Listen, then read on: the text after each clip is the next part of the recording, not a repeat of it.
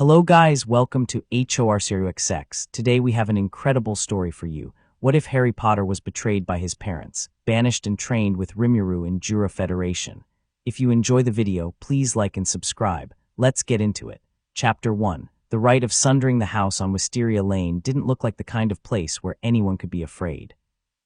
It had ivy climbing the west wall in thick green ropes, a crooked chimney that puffed lazy smoke on cold mornings, and a garden gnome James had enchanted to sing off-key carols no matter the season, much to Lily's enduring irritation. From the outside, it looked like the sort of cottage in a storybook where nothing bad ever happened.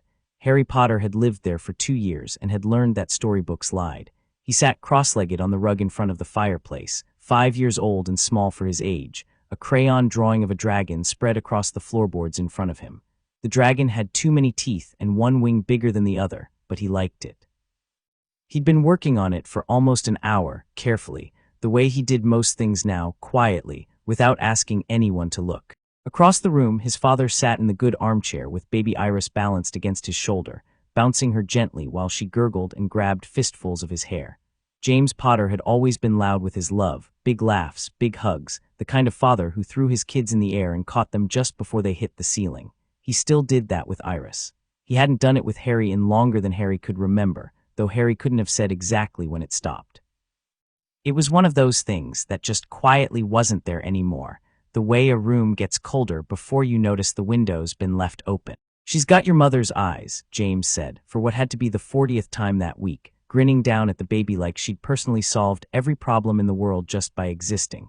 "Look at that, green as anything. They're gray right now," Lily said from the kitchen doorway, drying a plate with a dish towel, smiling the soft, worn smile she always wore when she looked at her daughter. "All babies' eyes are gray at first. They'll go green, I'm telling you." Harry colored in the dragon's third eye. He'd given it 3, because dragons in his head could have as many eyes as they wanted, and didn't look up. He was good at not looking up. It made it easier not to notice the way his mother's gaze slid past him on its way to the baby, the way it had been doing more and more since Iris was born, like he was a piece of furniture she'd gotten used to stepping around. It wasn't that they were cruel to him. That was the strange, twisted shape of it. Nobody was ever cruel. Lily still kissed his forehead at bedtime. James still ruffled his hair on the way out the door. But there was a distance now, a careful, deliberate distance, like they were both handling something that might go off if jostled the wrong way. He didn't understand it. He was 5. He just knew that something in the house had changed the day his sister was born, and it hadn't changed back. The fire popped, and a spark leapt out onto the hearth rug. Harry watched it die out on its own, the way he always did, fascinated by fire in the absent way small children are fascinated by things that move without being told to. Then Iris started to cry. It wasn't ordinary crying. Harry had heard ordinary baby crying, hungry crying, tired crying, the sharp, startled shriek of a baby who'd been woken too fast. This wasn't any of those. This was a high, keening wail that seemed to come from everywhere in the room at once, and the air around her began to shimmer, actually shimmer, like heat rising off summer pavement. "James," Lily's voice cracked with alarm. I've got her," but he didn't, not really. The shimmer spread outward from Iris in a visible ripple, and every candle in the room guttered and then flared bright green all at once. The window panes rattled in their frames. Harry's crayon drawing lifted an inch off the floor and hovered there, trembling, along with 3 of his crayons, and the dish towel his mother had dropped. Harry felt it before he understood what he was feeling, a pressure against his chest like a hand pushing him backward, gentle but insistent, the way you'd nudge someone out of the way of a falling shelf. He stumbled back from the hearth without meaning to, without deciding to, his small body responding to something his mind hadn't caught up to yet. Then, as suddenly as it started, it stopped. Iris hiccuped, blinked her stormy gray eyes, and went back to grabbing fistfuls of her father's hair like nothing had happened. Nobody spoke for a long moment. The dish towel dropped back to the floor. Harry's crayons clattered down beside it. "Did you feel that?" James said quietly, staring at his daughter like she'd grown a second head. "I felt it," Lily whispered. Her eyes had already found Harry, standing several feet from where he'd been sitting, backed almost against the wall.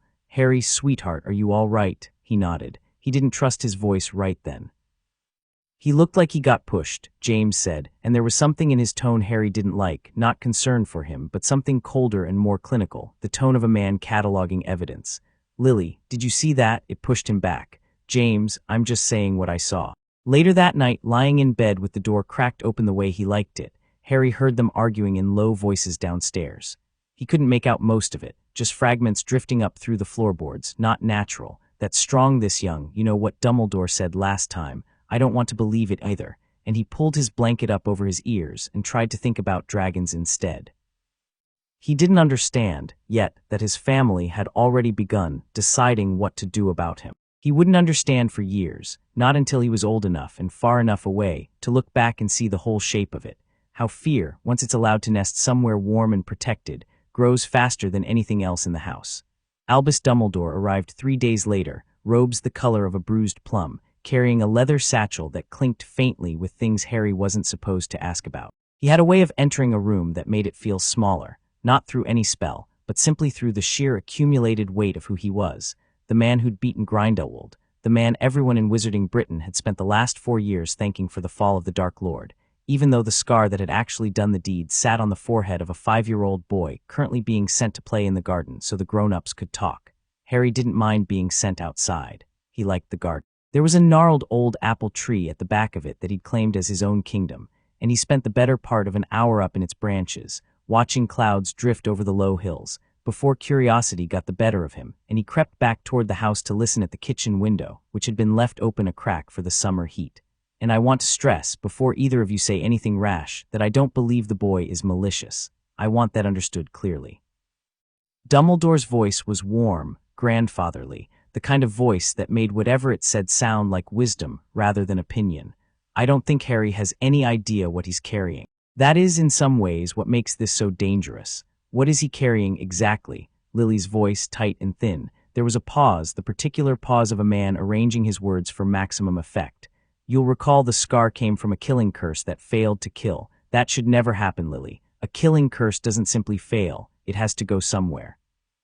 I believe, and I've spent 4 years testing this belief against every scrap of magical theory I can find, that a fragment of that curse's intention, its will, if you like, didn't dissipate. It anchored itself. In him. Harry pressed flat against the warm brick beneath the window, felt something cold settle in his stomach even though he only understood half the words. You're saying there's a piece of him in my son, James said, and his voice had gone very quiet and very hard. I'm saying there's a piece of something in your son. Whether it constitutes him in any meaningful sense I can't say with certainty. What I can say is that it has been dormant, passive, until now, a rustle of parchment. I performed a detection charm on Harry during my last visit, at your request, when you told me about the fire ring incident at his cousin's party. The residual signature has grown, James, not by a little. It has more than doubled in strength in 8 months. Growing toward what, Lily? And now there was real fear cracking through the careful calm she usually kept. I don't know. That is the honest answer, and I won't pretend otherwise to comfort you. But I have a theory, and I have, a pause weightier than the last, corroboration of a kind, that I think you both need to hear before you decide it isn't worth taking seriously. A new voice entered, one Harry didn't recognize, high, breathy, with the particular sing-song cadence of someone who spent too much time staring into teacups. Should I tell them myself, Albus, or would you prefer? Go ahead, Sybil. In your own words, the woman Trelawney Harry would later learn her name was, though he'd never meet her properly and would spend very little time thinking about her once he understood what she'd done, cleared her throat with theatrical solemnity. 3 nights past the equinox I received it. Not a full vision, those are rare, precious things, not to be conjured on command, but a true one, unmistakably true, the kind that settles in the bones rather than the mind. A dramatic breath. When the second wakes and the mark still binds the first, the house that bore them both shall not stand undivided. Sever the tether, or the twice-born curse shall unmake what the fallen left behind. Silence in the kitchen. Outside, Harry realized he'd stopped breathing and made himself start again, slow and careful, terrified of being heard. That's it, James said finally. That's the whole thing. It doesn't even mention Harry by name. Prophecies rarely deal in names, James, you know this, Dumbledore said, gently chiding. Consider the pieces. The second iris, born after your first child after the fall of Voldemort. The mark that still binds the first, Harry's scar, and the residual signature I've measured with my own instruments, in your own home, growing stronger by the month. The house that bore them both, this family. And the twice-born curse, he let that hang a moment. A curse that failed to kill once, and may yet succeed if left unaddressed, unmaking what the fallen left behind. What did the fallen leave behind, if not his own end? What else could that possibly mean but Voldemort's death being undone? "You're telling me my son is going to bring Voldemort back," James said, flat and disbelieving, but Harry, pressed against the brick, knees drawn to his chest, 5 years old and hearing his own name discussed like a disease, noticed that his father didn't actually say "that's insane." He noticed that nobody said that. "I'm telling you I don't know what he's going to do, and neither do you, and neither, I suspect, does he," Dumbledore said. "What I do know is that Iris's magic responded to his proximity 3 days ago in a manner consistent with instinctive magical antagonism, the kind seen in warded objects reacting to a countervailing force. Her magic tried to push him away from her. Small children's accidental magic is almost never that specific, that directional. It responds to threat." "She's a baby," Lily said, and her voice had gone thin and strange. "She doesn't know how to be afraid of anything yet. Her magic might not need her to know," Dumbledore said. "That's rather the point, Lily. Magic that old, that instinctual, doesn't wait for permission from the conscious mind. It simply protects."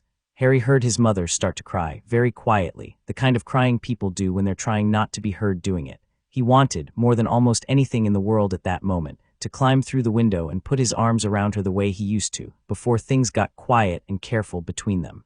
He didn't move. Some instinct in him, young, half-formed, but not wrong, told him that if he showed himself right now, it would only make everything worse. "What are you suggesting we do?" James asked, and his voice had lost all its earlier hardness.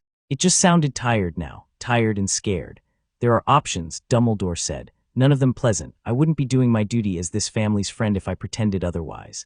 They didn't decide that day. Harry knew that much, because life went on outwardly the same for almost 3 more weeks: breakfast, the garden, the apple tree, drawing dragons on the rug, while his father bounced Iris and his mother watched with that same worn, worried smile. But something in the house had shifted its weight, the way a house does before a storm, and Harry felt it in every small thing.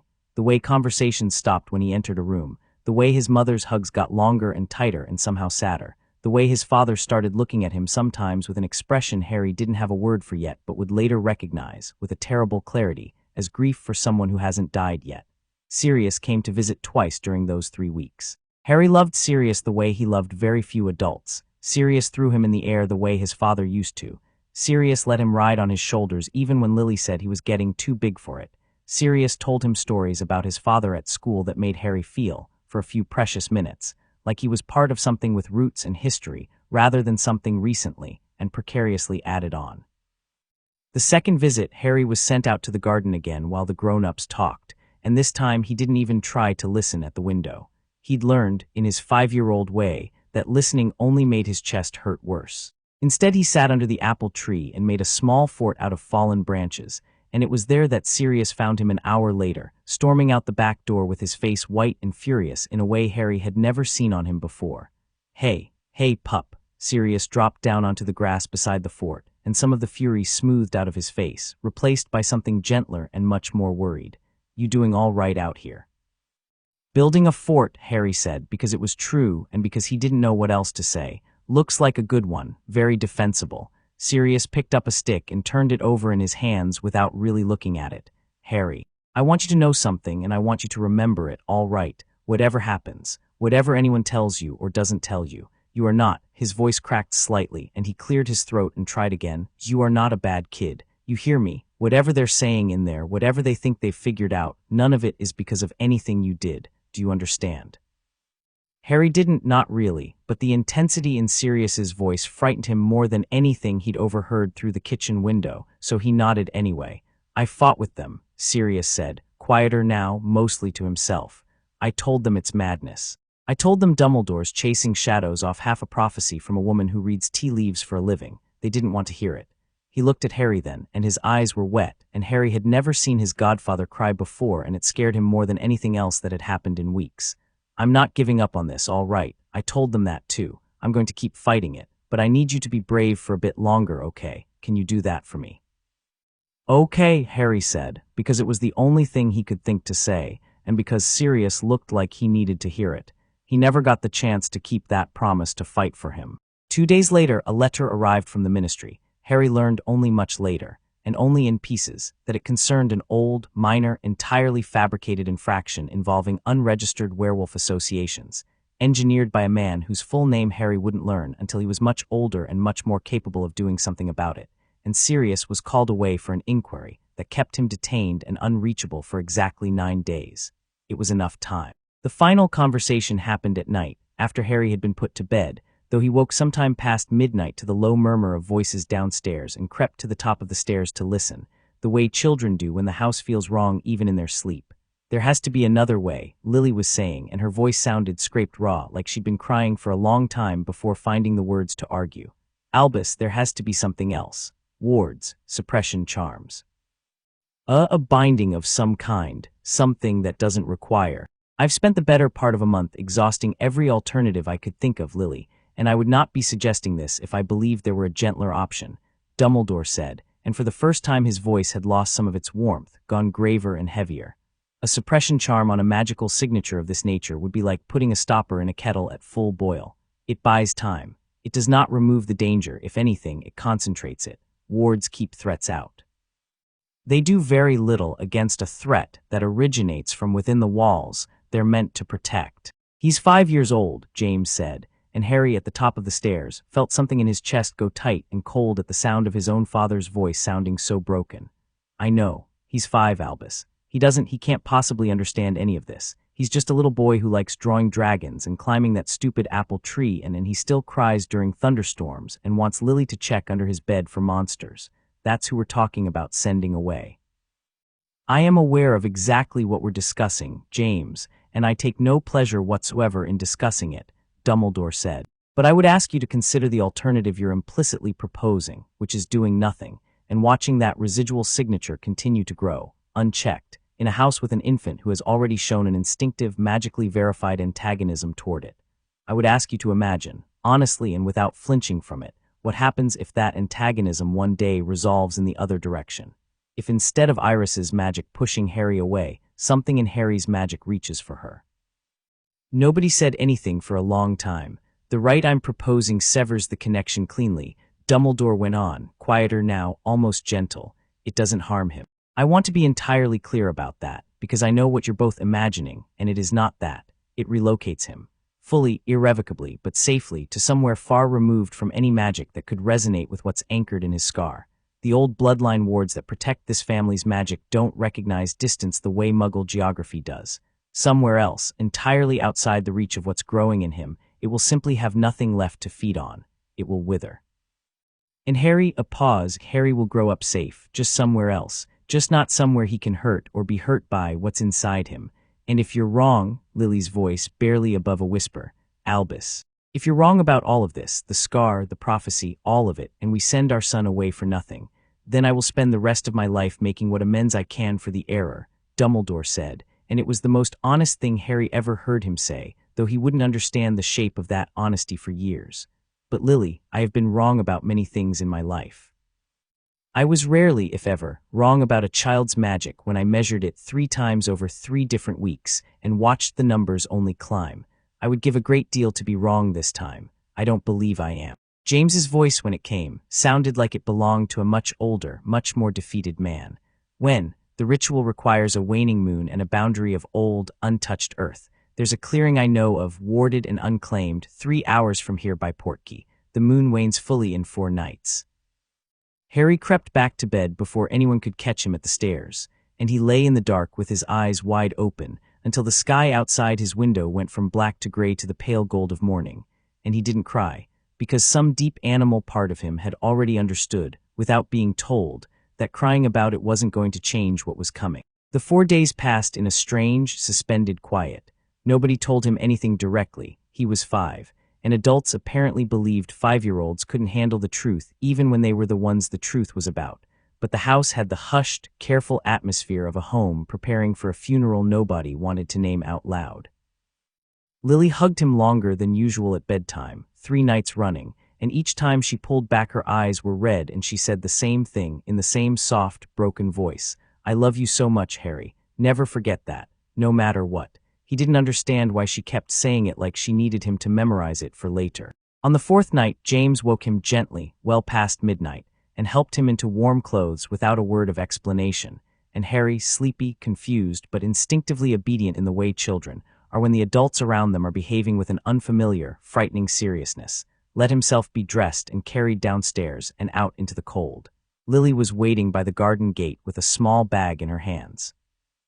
She knelt down in front of him, and in the moonlight her face looked older than he'd ever seen it, lined with something that might have been grief or might have been guilt, though at 5 he couldn't have told the difference. "Where are we going?" he asked, rubbing his eyes. "Somewhere for you, sweetheart," she said, and her voice shook on every word. "Somewhere safe." She pressed the bag into his hands. Inside, he'd later find, were a few changes of clothes far too heavy for the season he was about to land in, a small stuffed dragon he'd had since he was 2, and tucked in a side pocket he wouldn't discover for days, a photograph of the 4 of them, James, Lily, baby Iris, and Harry himself, taken only months ago, before any of this started, back when his mother still looked at him the way she now only looked at his sister. Dumbledore was waiting at the edge of the garden, along with a 4th figure Harry didn't recognize, a stern-faced witch in traveling cloaks who never spoke a single word the entire time, and whose name Harry never learned. The old man's blue eyes found Harry's in the dark, and for just a moment something flickered across his face that might have been doubt, quickly smoothed away and buried, the way a man buries a stone he doesn't want to trip over again. "Come along then," Dumbledore said gently, extending a hand. "It won't hurt, Harry, I promise you that." Harry looked back at his parents. His father stood a few feet away, arms crossed tight over his chest like he was holding himself together by main force, and he wasn't looking at Harry at all. He was staring at the ground, jaw clenched, tears tracking silently down a face that hadn't cried in front of Harry even once in 5 years. His mother was still kneeling, one hand pressed hard against her mouth. "Are you coming too?" Harry asked her. She shook her head, and the sound she made wasn't quite a sob and wasn't quite words, just something raw and wordless that he'd remember for the rest of his life, long after everything else about that night had blurred and softened at the edges. "I'll see you soon, though," Harry said, because he still believed in the small, stubborn way children believe things, that this was some kind of trip, some kind of visit, something with an ending that brought him back here. "Right, I'll come back." Nobody answered him. The clearing was exactly as Dumbledore had described it, 3 hours by portkey travel that left Harry's stomach lurching and his ears ringing, deposited them in a ring of ancient, moss-thick stones half swallowed by untouched forest floor, silver under a waning moon that hung low and cold through the bare branches overhead. The stern witch drew a circle in fine silver powder around the stones without a word, murmuring under her breath, and Dumbledore knelt in front of Harry one final time, his old face gentle in the moonlight in a way that almost made Harry trust him. "I need you to stand very still, Harry, right in the center there," Dumbledore said. "Can you do that for me? Will it hurt?"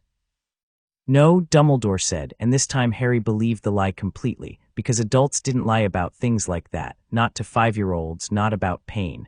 "You'll simply go to sleep, and when you wake you'll be somewhere new, somewhere far from here. Will you visit me?" Something passed behind the old man's eyes, guilt, maybe, or the ghost of it, quickly folded away and put somewhere it wouldn't interfere with what came next. "The magic that carries you won't allow for visits, I'm afraid. Not for a very long time. But I promise you, Harry, wherever you land you'll be safe. That's the whole purpose of this, to keep you safe." Harry stood where he was told, in the center of the stone circle, clutching his small bag with the stuffed dragon inside it, and he watched his parents standing at the edge of the clearing, half-lit by moonlight, neither of them quite able to look at him, and neither of them quite able to look away. His mother had both hands pressed over her mouth now. His father had turned almost entirely sideways, one hand braced against a tree trunk like it was the only thing keeping him upright. Dumbledore stood, raised his wand, and began to speak in a language Harry didn't recognize, old, guttural, full of hard consonants that seemed to bend the air around them as they were spoken.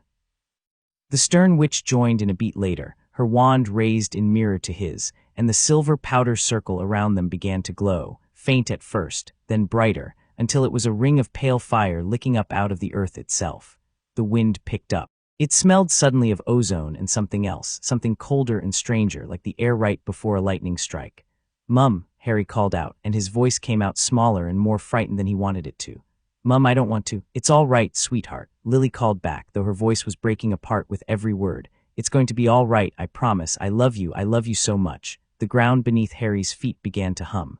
Then it began to tremble. Then, with a sound like the world tearing along a seam it had never meant to have, the earth inside the stone circle simply opened, a perfect black rift with no bottom that Harry could see, swirling faintly at its edges with a light that wasn't quite any color he had a name for. "Dad!" Harry screamed, real terror flooding through him now, all pretense of bravery gone. "Dad, please, I don't want to go, please don't." James Potter took one step forward, just one, his face breaking open with something that looked, for one terrible half-second, like he was about to run to his son and stop this whole thing, and Dumbledore's free hand shot out and caught his arm, gripping hard. "James. It's already begun. Stopping it now would be far more dangerous than letting it complete." Harry's feet were already sinking. He couldn't feel the ground anymore, couldn't feel anything solid at all, just the cold pull of that black rift swallowing him up from the ankles, the knees, the waist, dragging him down into a darkness that had no bottom and no light. "Mum," he screamed one last time, reaching a hand up toward the surface, toward her, toward the last shape of the only life he'd ever known, and he saw her break free of whatever had been holding her still, saw her sprint those last few feet toward the circle with both hands outstretched, saw her fingers close around empty air exactly where his had been a half-second before. Then there was nothing but the dark, and the cold, and the terrible weightless feeling of falling through a place that wasn't a place at all, and somewhere very far above him, getting fainter with every heartbeat, the sound of his mother screaming his name into a night that had already closed over his head like water. He landed hard on his back on ground that crunched beneath him, not the mossy floor of an English wood, but something wetter, deeper, thick with wet leaves and the loam smell of a much older forest. The sky above him, when his vision finally cleared, was wrong in ways his 5-year-old mind couldn't articulate but felt immediately, viscerally. Too many stars, strange constellations, a moon a shade too large and a color too silver blue. He was freezing. His breath came in ragged white puffs that hung in the air and drifted apart slowly, and every part of him ached from the fall, and somewhere in the deep dark of the trees around him, things were moving that were far, far too large to be anything he'd ever heard of in England. He didn't know it yet, wouldn't know it for hours, curled up shivering against the roots of an ancient tree with his stuffed dragon clutched to his chest, drifting in and out of a cold, frightened half-sleep. But the place his family had thrown him into had a name, and that name was the great forest of Jura, and it belonged, every square mile of it, to something that had once been a human soul reborn into a body made of slime, something that would find him before the night was through. And something that would never, not once, ask him what he'd done to deserve being left there. Somewhere far to the east, deep in the heart of that same forest, a lone figure paused mid-stride on a moonlit path, small blue-tinted eyes narrowing at something the wind had just carried in, a flicker of foreign magic, wild and untethered and terrified, blooming somewhere in the western reaches of the territory like a struck match in a dark room. Rimuru Tempest tilted his head, listening. Well, he thought, already turning west, that's new. Chapter 2, something fell from the sky. The wind carried the smell first, ozone and something colder underneath it, a tang Rimuru's slime senses picked up long before any conventional magical detection would have caught it, the residue of a rift tearing open somewhere it had no business tearing open. He'd been walking back from a border inspection with Saoi, the two of them discussing supply routes for the autumn harvest, when the sensation hit him like a held breath suddenly released. "You feel that?" Rimuru asked, already turning west. Saoi's expression didn't change, it rarely did, but his eyes sharpened, and his form seemed to compress slightly, the way it always did right before he moved fast. Foreign magic signature. Strong, unregistered. A pause. It appeared without warning. No build-up, no gradual bleed-through. It simply arrived, like something got dropped in from outside. Rimuru had felt this exact texture of magic exactly twice before in his life, as Rimuru Tempest. Once when he himself had woken up in this world, with no memory of how he'd gotten there, and once during an incident with a stray otherworlder 3 years back, who turned out to be a very confused, very frightened college student from somewhere called Osaka. Both times the feeling had been the same, something being forced through a seam in reality that wasn't meant to be crossed, at least not that way. "Should I scout ahead?" Sao asked. Rimuru was already shifting into a faster form, the humanoid shape blurring at the edges as speed took priority over aesthetics. "Together, if it's another otherworlder, I want to be the first face they see. Last thing we need is you looming out of the shadows and scaring them into casting something stupid. I do not loom. You loom constantly. It's basically your whole personality." They covered the distance in minutes, faster than any normal creature had a right to move, weaving between the ancient trunks of Jura's western reaches, where the forest grew thick and old, and largely untouched by the nation's expanding roads. The magic signature pulsed steady now, not growing, not shrinking, just sitting there in the dark like a small fire someone had lit and abandoned. They found him curled at the base of a massive elder oak, half buried in fallen leaves he'd apparently pulled over himself in some instinctive attempt at insulation, shivering so hard his whole small body shook with it. A stuffed toy, a dragon badly loved, one wing coming apart at the seam, was crushed against his chest in a death grip. He couldn't have been older than 5 or 6. His clothes, thin cotton things meant for a mild English autumn, were soaked through with dew and completely inadequate for a Jura night this deep in the season. Rimuru's first thought, immediate and visceral, was simply, "Oh, absolutely not." His second thought, arriving right on the heels of the first, was that this was a child, alone, freezing and terrified even in his half-conscious state. His small face was scrunched up, muttering something in his sleep that sounded like "Mum, Mum, don't," and that whatever question of how and why he'd ended up here could wait exactly as long as it took to get a blanket around him. Saoi, cloak. Now, Saoi didn't ask questions. He never did, not in situations like this. Rimuru had learned a long time ago that his ninja-hearted retainer's apparent coldness hid one of the gentlest hearts in the entire Jura Tempest Federation, and this was one of those moments where it showed. He had his own cloak off and wrapped around the boy before Rimuru had even finished crouching down beside him. "He's freezing," Saoi murmured, checking the boy's pulse with 2 fingers against his throat, expression tight with concern he clearly wasn't used to displaying. "Core temperature dropping. We need to move him somewhere warm immediately. Can you carry him without waking him?" "Actually, no, don't answer that. Of course you can. You're basically a ghost when you want to be."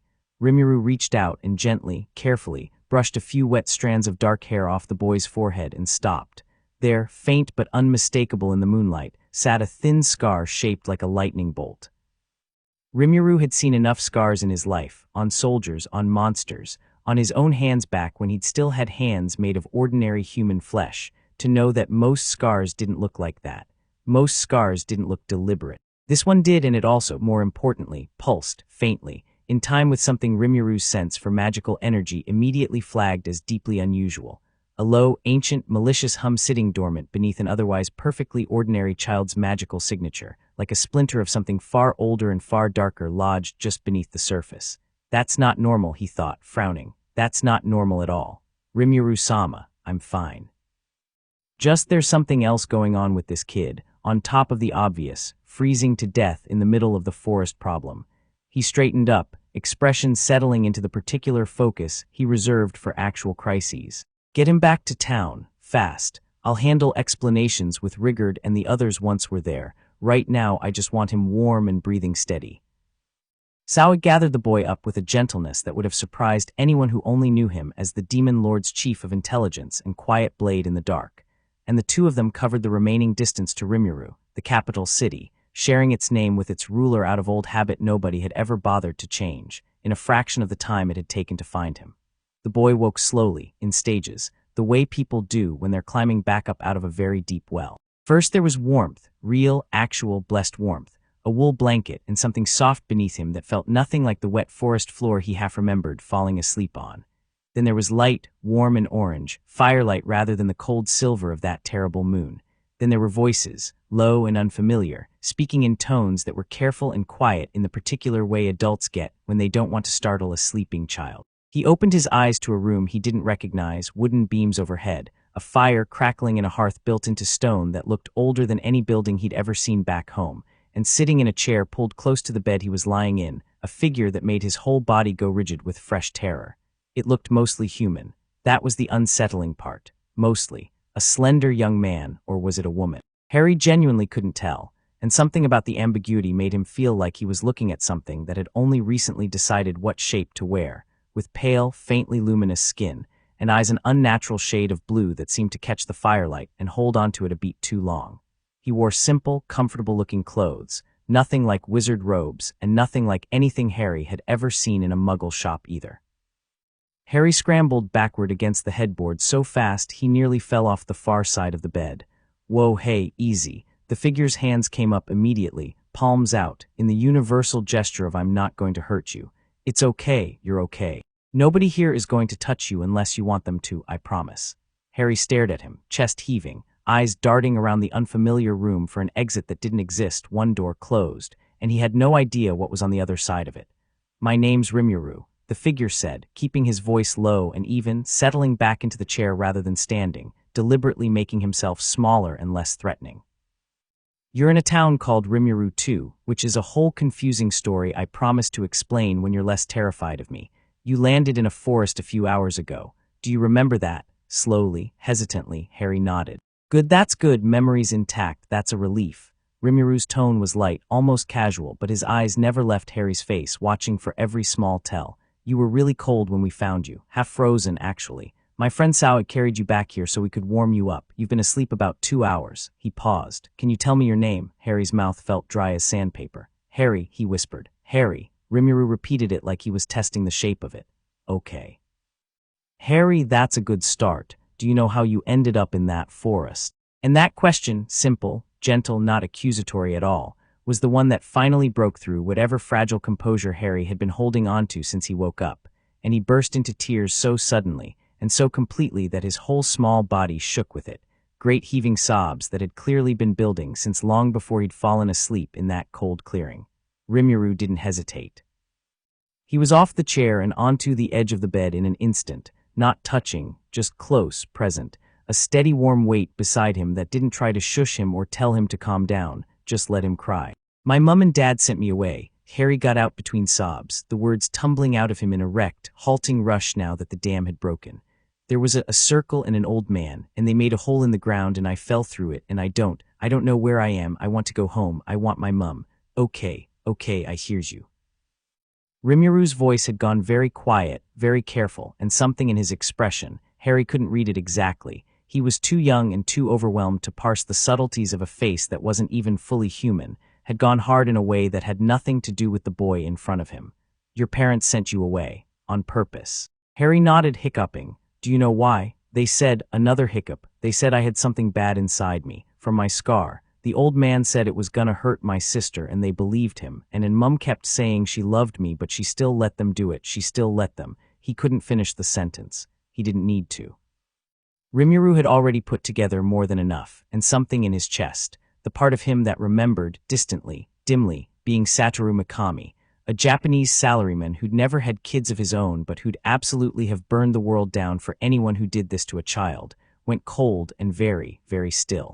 They performed a banishment ritual on a 5-year-old because a psychic told them to, he thought, and the calm, reasonable part of his mind, the part that had built a nation out of monsters through patience and diplomacy, was, for one brief, honest moment, entirely overridden by something a great deal less patient. And they sent him through a dimensional rift into an unmapped forest and just let him fall. Let him land wherever he landed. Didn't even check. He filed that fury away, carefully, the way he'd learned to file away things that needed to wait. Right now there was a crying child in front of him who needed exactly none of that anger directed anywhere near him. Hey, Rimuru said softly and reached out slowly, giving Harry every chance to pull away, and rested a hand lightly on his shoulder. Harry didn't pull away. He leaned into it instead, small and shaking, and something in that simple, wordless trust hit Rimuru harder than almost anything had in years. I don't know your mum and dad. I don't know the old man who did this to you. But I want you to hear me say something, and I want you to actually believe it, not just nod along because you think that's what I want to hear, okay? Harry looked up at him, eyes red and swollen, still hiccuping. There is nothing bad inside you, Rimuru said, slow and deliberate, every word weighted. Whatever's on your forehead, whatever some old man with a crystal ball decided it meant, that's not you. You didn't do anything wrong. Nobody gets sent away from home because they did something wrong at 5 years old. You hear me? Nobody. Harry didn't answer, not in words, but he pressed his face against Rimuru's shoulder and cried harder, and Rimuru just sat there and let him, one hand rubbing slow circles on his back, and thought, with a clarity that surprised even himself, okay. Okay, this kid is mine now. Whatever else happens, whatever this scar turns out to be, this kid isn't going anywhere he doesn't want to go, not ever again. The door creaked open sometime later, after Harry had cried himself into an exhausted, hiccuping quiet, and finally fallen back asleep curled against Rimuru's side, and a woman with soft pink hair and gentle, watchful eyes stepped inside carrying a tray. Shuna took one look at the sleeping child and the expression on her lord's face and set the tray down without a word, moving to stand quietly beside the bed. He's 5, Rimuru said quietly, not looking up. Maybe 6. His family did some kind of ritual to get rid of him, threw him through a dimensional rift into our forest and just let him fall wherever he landed. Shuna's expression, normally serene almost to the point of unreadability, tightened visibly. Why would they do such a thing to a child? Something about his scar. Some prophecy, apparently. His parents believed there was something dangerous in him because of it, and rather than actually finding out the truth, they decided the safer option was to make him disappear. Rimuru shook his head slowly. I checked while he was asleep, before he woke up properly. There is something unusual in there, layered under his own magic, old, dark, dormant. But it's not him, Shuna, it's like a splinter. A splinter isn't the wound, it's just the thing that's stuck in it. Can it be removed? Eventually, maybe, carefully, not tonight, and definitely not while he's this scared and this exhausted. Rimuru looked down at the small, sleeping face pressed against his side, at the tear tracks still drying on flushed cheeks, at the small hand still clutching that battered, stuffed dragon like a lifeline. Tonight, he just needs to know he's safe. That's the only thing that matters right now. Shuna knelt slowly beside the bed, reaching out to gently smooth the blanket over Harry's shoulder, her expression softening into something achingly tender. "He's beautiful," she murmured. How could anyone look at a child like this and decide he was something to be afraid of? People convince themselves of all kinds of things when they're scared enough, or when someone they trust tells them to be scared, Rimuru said, and there was an old, tired weight in his voice that had nothing to do with slimes or demon lords and everything to do with a lifetime of watching people, human and monster alike, do terrible things because someone convincing had told them it was necessary. Doesn't make it right, doesn't make it forgivable, but it explains how it happens. What will you do with him? Rimuru was quiet for a long moment, watching the fire crackle in the hearth, feeling the small, warm weight of the sleeping boy against his side. Keep him, he said finally, like it was the most obvious answer in the world, because to him in that moment it absolutely was. Raise him here. Give him a family that actually wants him instead of one that decided he was disposable the second something scared them. He glanced up at Shuna, something almost sheepish flickering across his face despite the seriousness of everything else. Is that insane? Am I being insane right now? I've never raised a kid. I don't know the first thing about it. Shuna's answering smile was soft, warm, entirely unsurprised. You've raised a nation of monsters nobody else wanted, Rimuru-sama. Goblins the humans called filth. Orcs everyone assumed were mindless beasts. Ogres the villages nearby wanted exterminated on principle. You built them a home and taught them they didn't have to be what the world expected of them. She reached out and rested a hand briefly on his arm. I don't think one small human boy is going to be the thing that finally proves you don't know how to love something broken back into being whole. Rimuru's throat felt tight in a way that had nothing to do with the physical mechanics of his slime body producing that sensation and everything to do with something older and more human still living somewhere inside him. Thanks, Shuna. Of course, Rimuru-sama. She rose, smoothing her robes. I'll have a room prepared near yours, and I imagine Shun will want to meet him the moment she hears. You know how she gets about anything small and helpless. Please tell her gently. Last thing this kid needs right now is Shun barreling in here at full volume asking to hug him. Harry woke the second time to actual daylight, streaming golden through a window he hadn't noticed the night before, and for a few disoriented seconds, he genuinely believed he was back in his own room on Wisteria Lane, that the whole nightmare, the circle, the fall, the cold, had been exactly that, a nightmare, and any second his mother would open the door and tell him breakfast was ready. Then he registered the unfamiliar ceiling, the strange wooden beams, the smell of the room, some sharp, clean herb he didn't recognize instead of the familiar smell of his own house, and his stomach dropped as everything came flooding back at once. He sat up fast, heart hammering, and found the blue-eyed stranger Rimuru. He remembered now, though it still felt like a dream name, something that couldn't possibly belong to something so strange and gentle at once, sitting cross-legged on the floor beside the bed, apparently having waited there the entire time rather than leave him alone to wake up frightened and confused in an unfamiliar room. Morning, Rimuru said easily, like this was the most normal thing in the world. Sleep okay, Harry, still not entirely sure what to say to any of this, just nodded. Good, you want breakfast. I'm not much of a cook myself, but Shin makes this stew well, it's an experience, let's put it that way, but there's other stuff too if that doesn't sound appealing. Rimuru stood, stretching, and Harry noticed for the first time in proper daylight just how strange he looked. Not wrong, exactly, not scary the way a monster in a picture book was scary, but other, in a way Harry's 5-year-old brain filed under a category somewhere between fairy and ghost, without quite settling on either. Are you a wizard? Harry asked before he could stop himself. Rimuru blinked, then laughed, a real warm laugh, nothing careful or performed about it.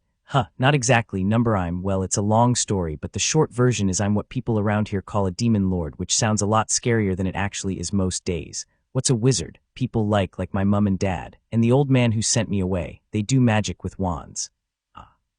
Something flickered across Rimuru's face. Interest, calculation, the the particular sharpness of someone filing away a piece of information for later.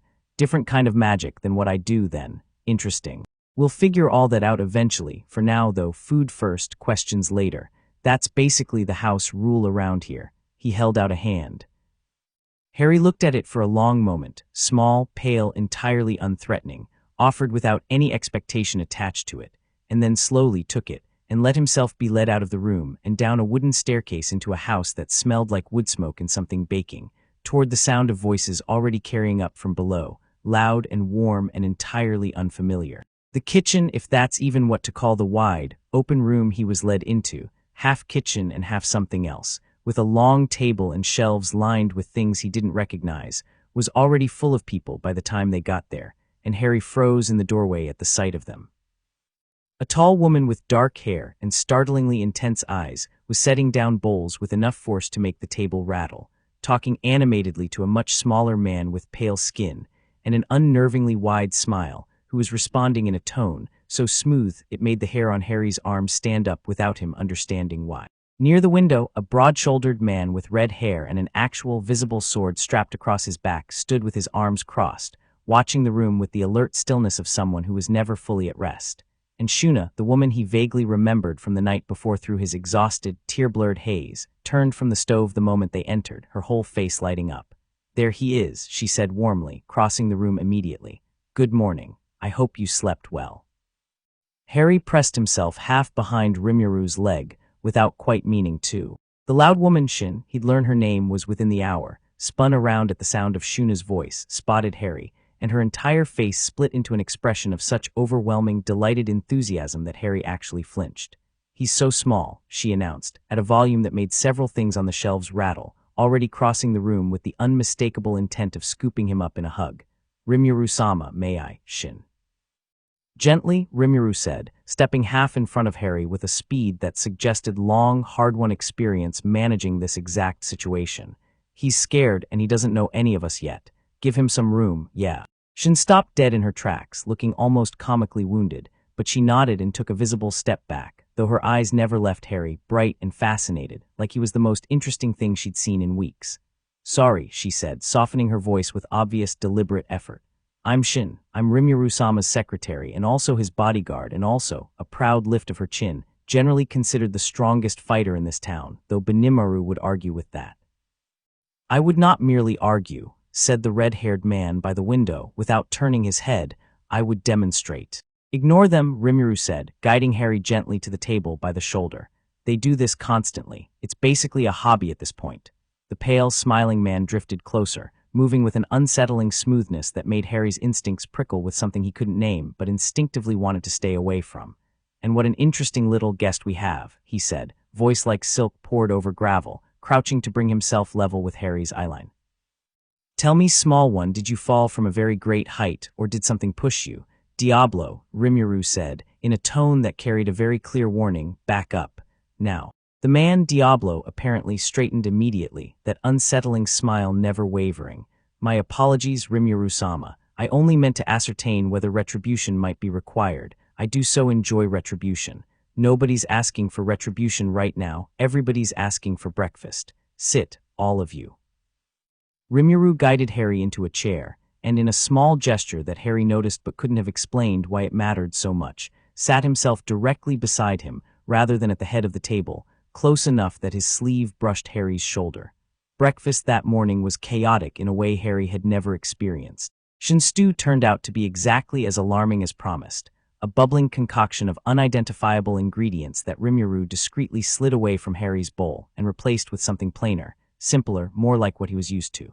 Benimaru, the red-haired swordsman, barely spoke, but Harry noticed him watching, quiet and steady, in a way that felt less threatening than assessing, like a soldier cataloging a new and unfamiliar variable.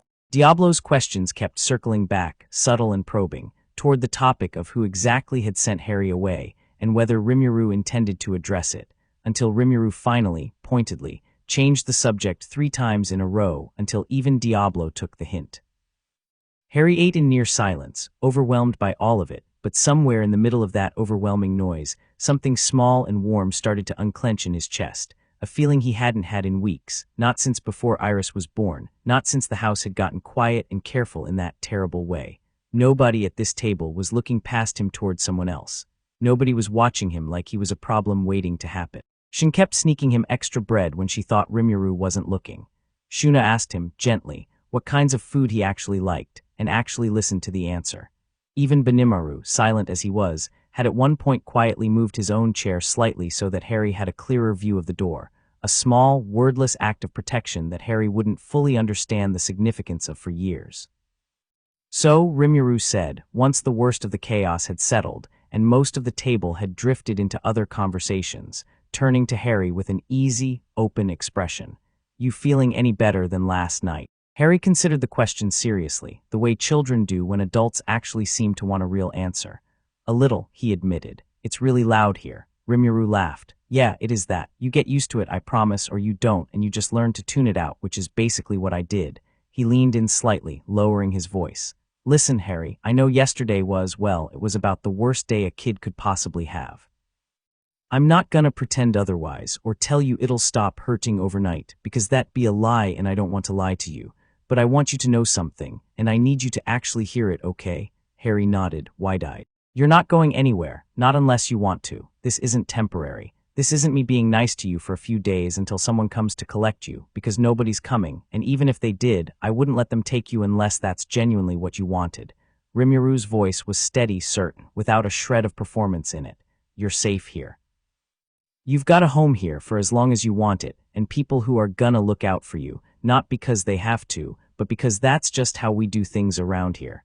Understand? Harry's eyes had gone glassy again, though this time it wasn't quite the same wrecked, panicked crying from the night before. This was something quieter, more disbelieving, the specific ache of a child who'd been braced for the worst and was suddenly, unexpectedly, being offered something entirely different. Even though I've got the bad thing in me, he asked quietly. The scar thing, Rimuru's expression didn't so much as flicker. Especially because of that, he said, that thing in your scar isn't you, Harry.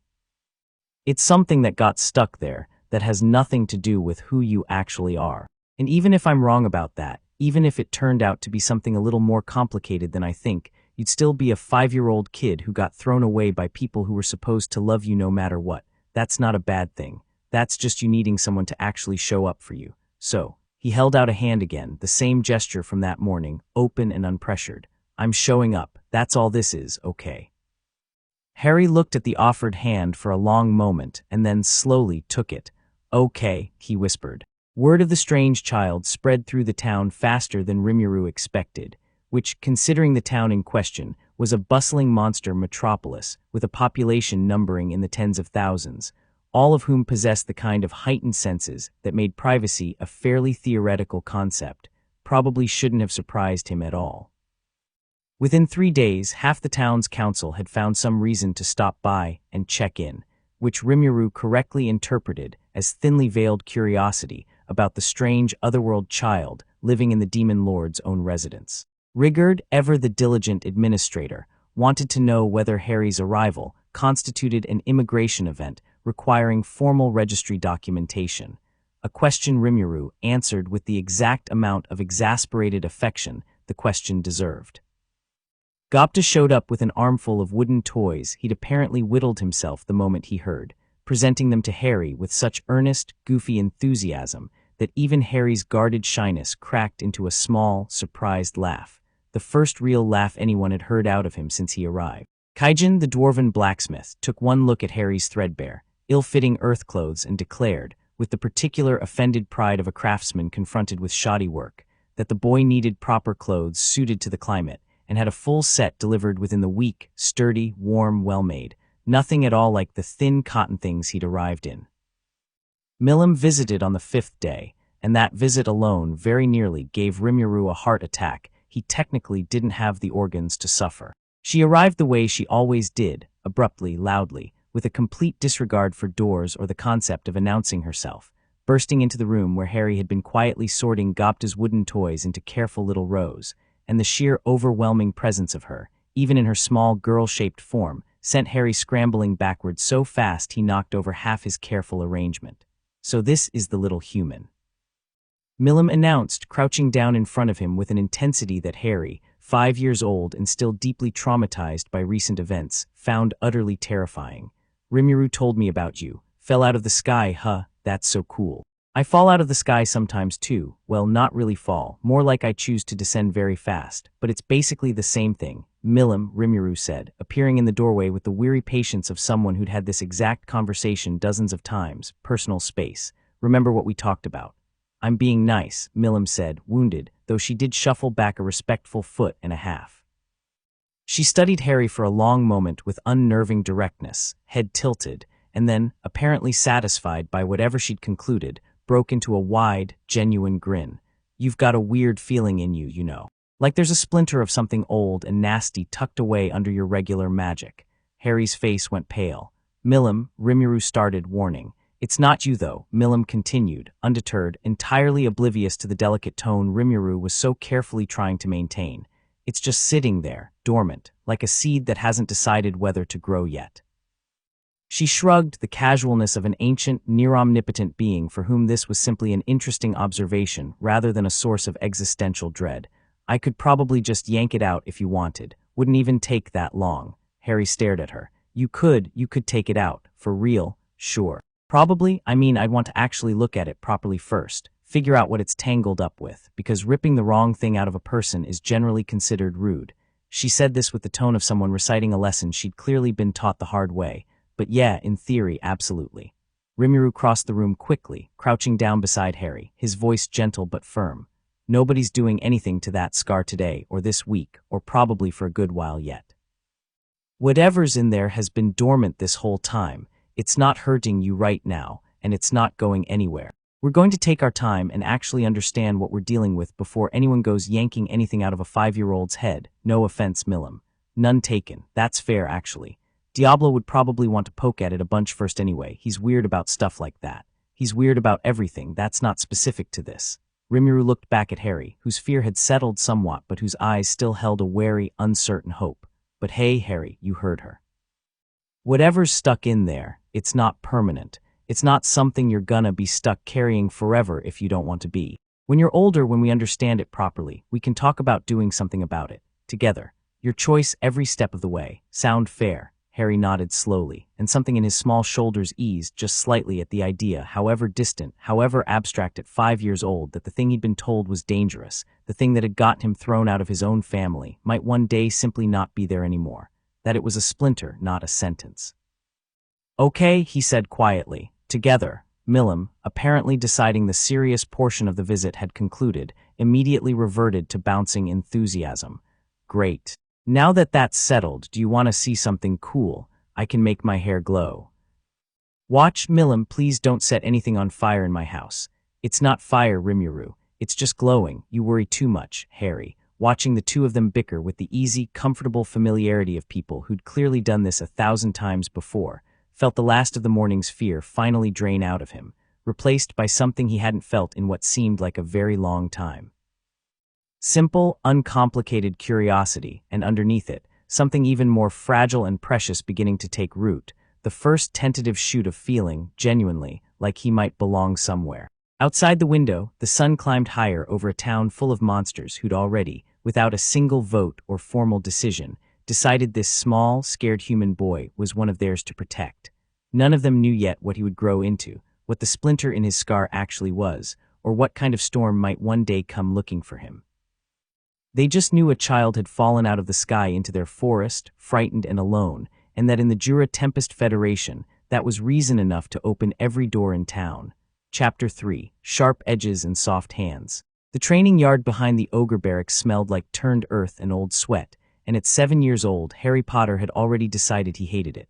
Again, Benimaru said, not unkindly, watching from the shade of the practice hall with his arms crossed. Your feet were wrong.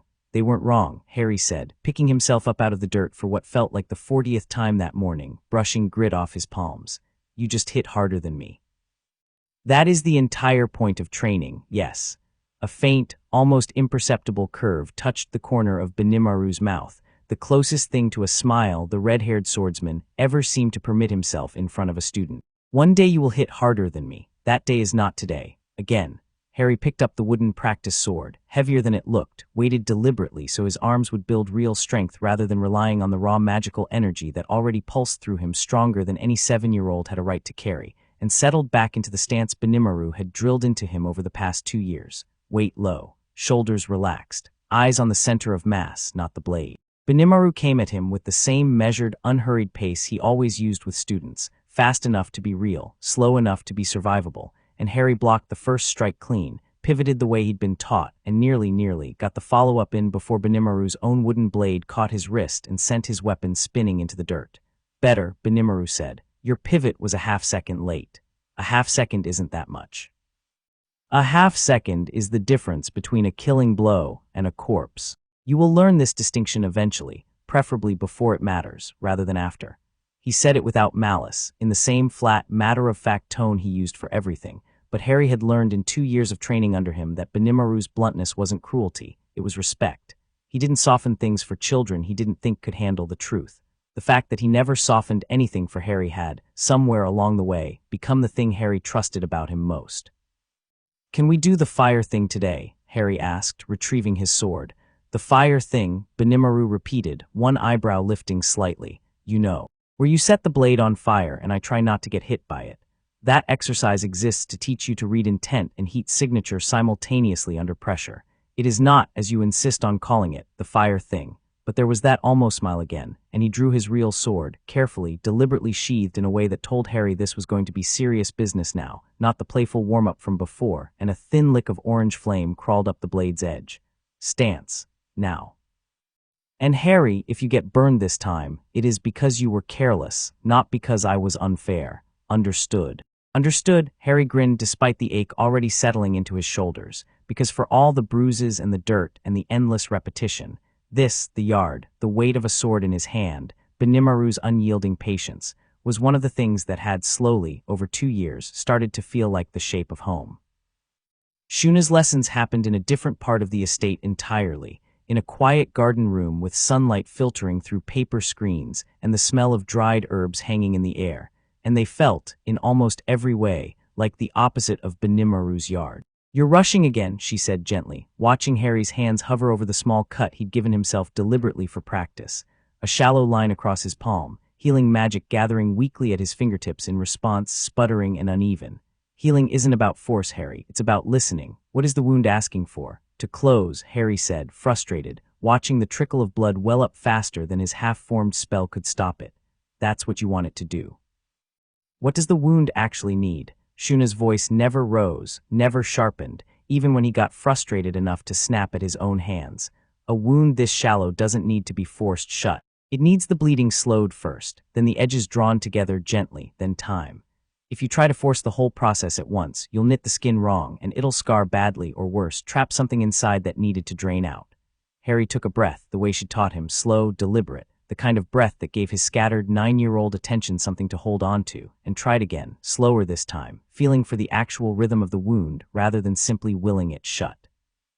The blood flow eased first, exactly like she'd said it would, and this time when the skin began to draw together, it did so cleanly, evenly, leaving barely a mark. "There," Shuna said, warmth blooming in her voice. "You feel the difference?" "Yeah." Harry turned his hand over, examining the faint pink line where the cut had been. "It felt like the magic actually knew what to do instead of me just shoving it somewhere. That's exactly what it should feel like." She reached over and gently closed his fingers over his healed palm, holding his hand between both of hers for a moment. "You have a very particular kind of magic, you know. I've watched you long enough now to see it clearly. Banimaru's students learn to strike. Diablo's students learn to endure and calculate. But you have an instinct for both destruction and restoration sitting side by side in the same hands. And that's rare, even among monsters who have lived centuries longer than you have. It's a gift. Don't let anyone, including yourself, convince you it's something to be ashamed of." Harry thought of his scar then, the way he still sometimes did in quiet moments. The low, dormant hum Rimuru had explained to him years ago now, the splinter that wasn't him but lived in him anyway. "Even the bad part?" he asked quietly. Shuna's expression didn't so much as flicker with hesitation. "Even that, especially that, honestly. A thing that can be broken, Harry, can also be healed. You've simply never had the chance to try, because it's never once threatened to hurt anyone. When you're ready, when you decide you're ready, not before, we'll look at it properly. Together. Until then, it's just one more part of you that we haven't finished understanding yet. That's not frightening. That's just incomplete. Harry didn't fully understand at 9 everything that sentence meant. But he understood the tone of it, the steady, unshaken certainty in her voice, and it settled something in his chest that had been unsettled since the night of the ritual, the quiet, persistent fear that the thing inside him made him fundamentally, irreparably wrong. Shuna never once treated it that way. Nobody in this house did. Diablo's lessons were the ones Harry both dreaded, and, if he was honest with himself, secretly looked forward to more than almost anything else, because Diablo never once treated him like a child who needed protecting from difficult truths. "Tell me," Diablo said, settling into the chair across from him with that same unnervingly smooth grace, steepling his fingers in a way that always made Harry think of pictures of insects folding their legs. "What would you do if I told you, right now, that Rimuru-sama had ordered your execution?" Harry, 11 years old and well past the age of flinching at Diablo's opening gambits, didn't so much as blink. "I'd say you're lying, because he wouldn't do that, and even if for some insane reason he actually had decided that, he'd tell me himself instead of sending you to do it." Diablo's smile widened, delighted. "And if I insisted I wasn't lying, then I'd ask you to prove it, because you love proving things almost as much as you love being dramatic about proving them." Harry crossed his arms. "You do this every few months, you know, different version of the same question. What if someone you trust betrays you? What if the people who love you are lying? It's not exactly subtle." "Subtlety was never the point," Diablo said, entirely unashamed. "The point, small one, is that the world you came from taught you that love is conditional, that safety can be revoked the moment someone in power decides you're inconvenient. I'm not interested in letting that lesson calcify into instinct without testing it, repeatedly, from every angle I can devise, until I am satisfied it has actually broken."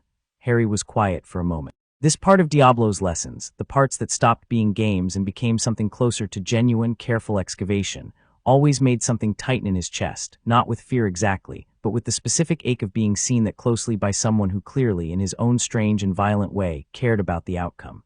"It has broken," Harry said finally, quietly. "Mostly. Sometimes I still think about it, about Mum and Dad. About whether they think about me at all, or whether it's like I never," he stopped, jaw tightening.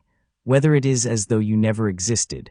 Diablo finished for him, no mockery in it at all now, his usual theatrical cruelty entirely absent. "That is a very human fear, Harry. It does not require magic or prophecy or scars to explain it. Every abandoned thing wonders whether it was ever truly seen in the first place." He leaned forward slightly. "I will tell you something I do not often admit, because it does not suit the persona I find useful to maintain. When I first understood what my existence was, when I first understood that I was created to serve, to destroy, to exist entirely for someone else's purpose, I wondered something very similar, whether anything I did or felt mattered beyond my function, whether I mattered. What changed? Rimuru-sama did," Diablo said simply. "Not through some grand speech or dramatic rescue, through small, consistent, unglamorous choices, repeated so many times that eventually even a demon as stubborn as myself was forced to accept the pattern was real." He looked at Harry with something almost gentle beneath the sharp, feline amusement that usually lived in his eyes. "You are watching the same pattern happen to you, Harry. I would suggest, gently, that you allow yourself to believe it a little faster than I did. Life is considerably more pleasant once you stop bracing for the axe that is not coming." Harry didn't answer right away, but something in his shoulders loosened, and Diablo, apparently satisfied he'd extracted the emotional honesty he'd been fishing for, straightened back up and clapped his hands together with sudden theatrical brightness. "Now, shall we discuss the 17 ways a hostile mage might attempt to manipulate your trust in a combat scenario, so that you never fall for any of them?" Harry groaned, but he was smiling when he did it. Millam's lessons weren't really lessons at all, most of the time, so much as controlled chaos that occasionally produced genuine insight in between the parts, where Harry ended up flat on his back in a crater of his own making. "You're still holding back," Millam announced, floating cross-legged a few feet off the ground above the training field they'd more or less annihilated over the course of the afternoon, watching Harry pick himself up out of the dirt for the third time in an hour. He was 12 now, taller, leaner, the soft roundness of childhood mostly burned away by years of Benimaru's drills and his own restless energy. "I can feel it. There's way more in there than you're letting out." "I'm not holding back," Harry said, spitting dirt out of his mouth. "You just hit like a small planet." "That's not what I mean, and you know it." Milim dropped down in front of him, arms crossed, studying him with the same unnerving directness she'd had 5 years ago when she first met him. Your magic's tangled, been tangled the whole time I've known you. Part of it moves easy, natural, like it's always been yours. But there's a whole other current underneath that you keep flinching away from every single time it starts to surface. Harry's jaw tight. He knew exactly what she meant, because he'd felt it too, a deep, cold undertow beneath his own magic that surged whenever he pushed himself hard enough, whenever a fight got close enough to reel that instinct started overriding careful control.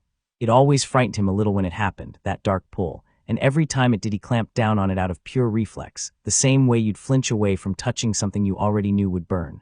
That's the scar thing, he said. Rimuru said, we're not messing with that yet. I'm not saying mess with it. I'm saying stop being scared of it existing. Milim tilted her head, and for once the usual manic energy in her voice softened into something almost thoughtful. You know what I am right underneath all this. She gestured vaguely at her own small, girlish form. I'm not naturally this shape. I'm not naturally this small or this careful. There's a version of me that's a whole lot bigger and a whole lot less concerned with things like buildings and not accidentally erasing entire mountain ranges. I spent a long time being scared of what happened if I stopped holding that back too. What changed? Rimuru mostly. He didn't ask me to be smaller. He just asked me to be careful, and those aren't the same thing at all. She reached out and tapped him lightly on the forehead, right over the faded lightning-shaped scar. That splinter in you isn't the same as what I am, sure, but you're doing the same thing I used to do, treating the scary part of yourself like it's something separate from you that might escape and ruin everything if you look at it too hard. It's not separate, it's yours. Whatever it actually is underneath, it's still tangled up in your magic, responding to your will. The day you stop being scared of touching it is the day you actually get to decide what it becomes, instead of just white-knuckling it shut and hoping it stays quiet forever. Harry stared at her, 12 years old and abruptly feeling much smaller than he had a moment before. That's actually kind of smart for you. I'm ancient, Harry. I'm allowed occasional wisdom. She grinned, the seriousness evaporating as quickly as it had appeared. Now come on, get up, let's go again. This time actually try hitting me back, instead of just blocking.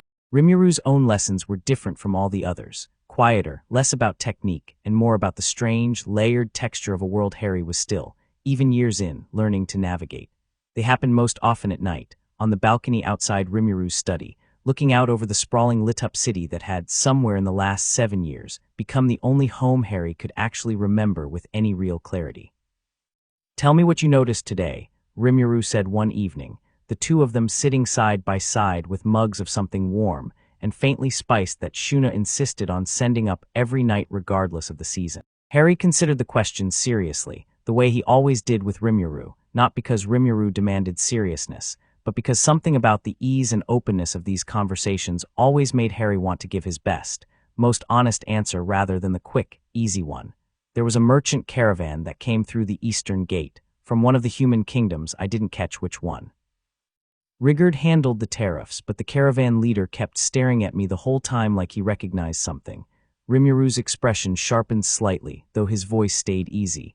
Recognized how? I don't know, not like scared exactly. More like he was trying to remember where he'd seen a face like mine before. Harry frowned into his mug. Is that weird? Am I imagining it? Probably not imagining it. Rimuru's tone stayed carefully casual, though Harry had learned over the years to recognize the particular stillness his adoptive father's, because that's genuinely what Rimuru was to him now, in every way that mattered, even if neither of them had ever said the word out loud in quite so many terms. Face took on when something worried him.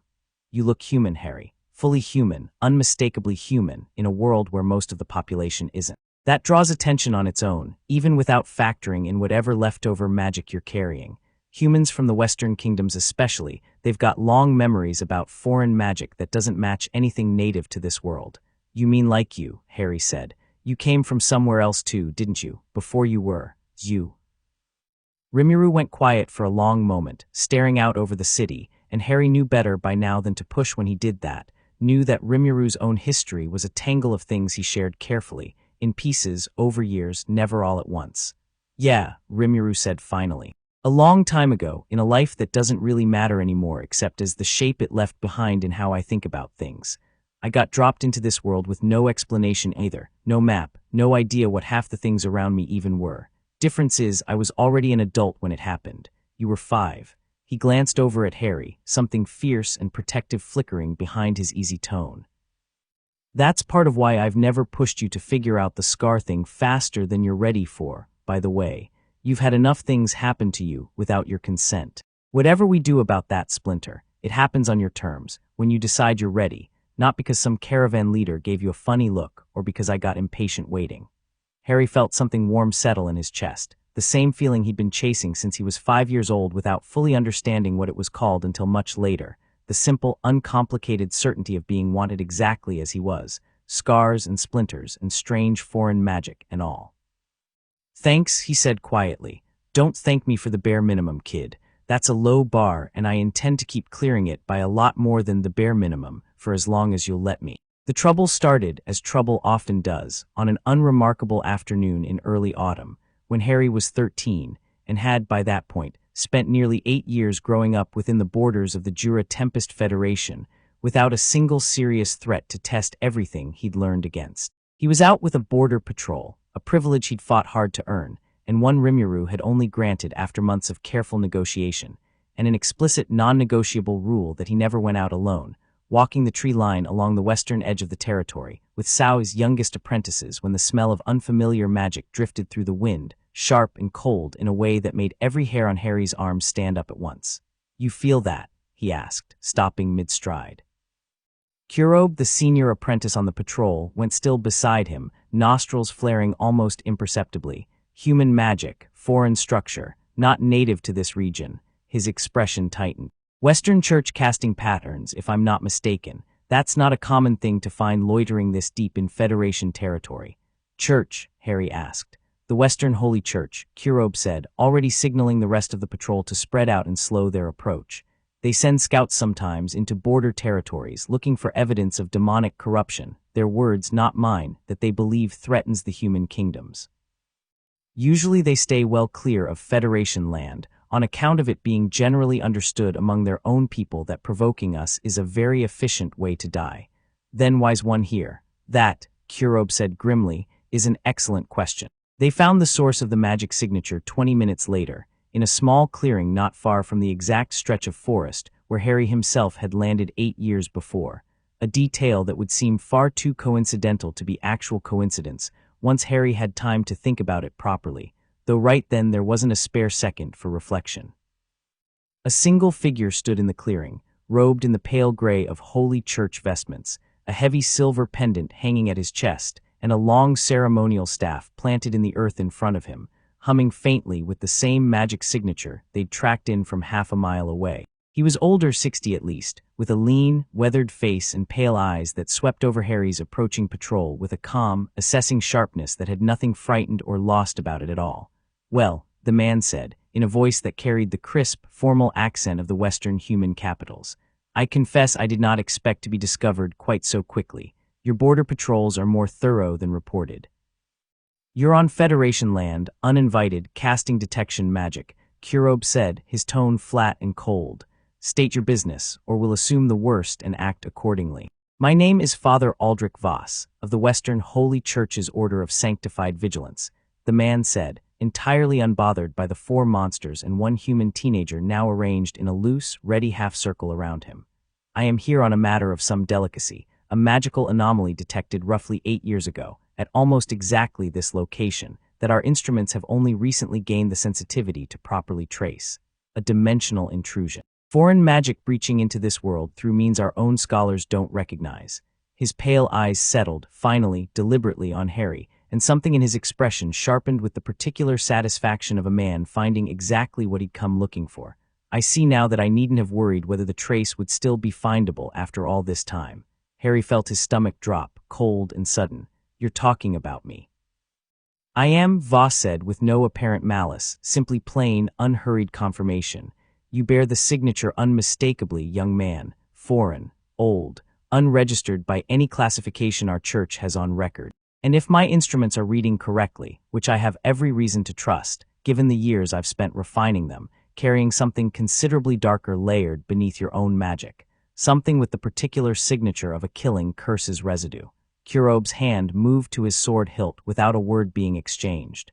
You'll want to be very careful with your next sentence, priest. I intend no threat, Voss said, raising one hand, palm out, in a gesture of peace that nonetheless carried the calm certainty of a man who had absolutely no fear of the four-armed monsters currently surrounding him, which was, in its own way, more unsettling than open aggression would have been. I am not here to harm the boy. I am here to understand him, because I have seen, in my 40 years of service, exactly 3 other cases of a child carrying residual curse magic of this particular signature. All 3, left unaddressed, eventually lost themselves to it. It does not happen quickly. It does not happen kindly. It happens slowly over years, as the dormant magic waits for a moment of sufficient stress or grief to finally take root. That's not going to happen to me, Harry said, and his voice came out steadier than he expected, though his heart was hammering. Voss studied him for a long moment, something almost sympathetic flickering across his weathered face. I hope genuinely that you're right. I have no wish to see any child come to harm, foreign magic or not, whatever the Federation's monsters may believe about my order's intentions. He inclined his head slightly. But hope is not a strategy, young man, and I would be failing my duty if I did not, at minimum, request the opportunity to properly assess the danger, for your own safety as much as anyone else's. And if we refuse that request, Kurob asked, voice hard as flint, then I will return to my superiors with an incomplete report, and they will, in time, send someone considerably less inclined toward diplomatic conversation to finish the assessment themselves. Voss said, entirely without threat in his tone, simply stating what he clearly believed to be an unavoidable fact. I would strongly prefer that not happen. I suspect, given what I understand of your Federation's ruler, that outcome would displease you as well.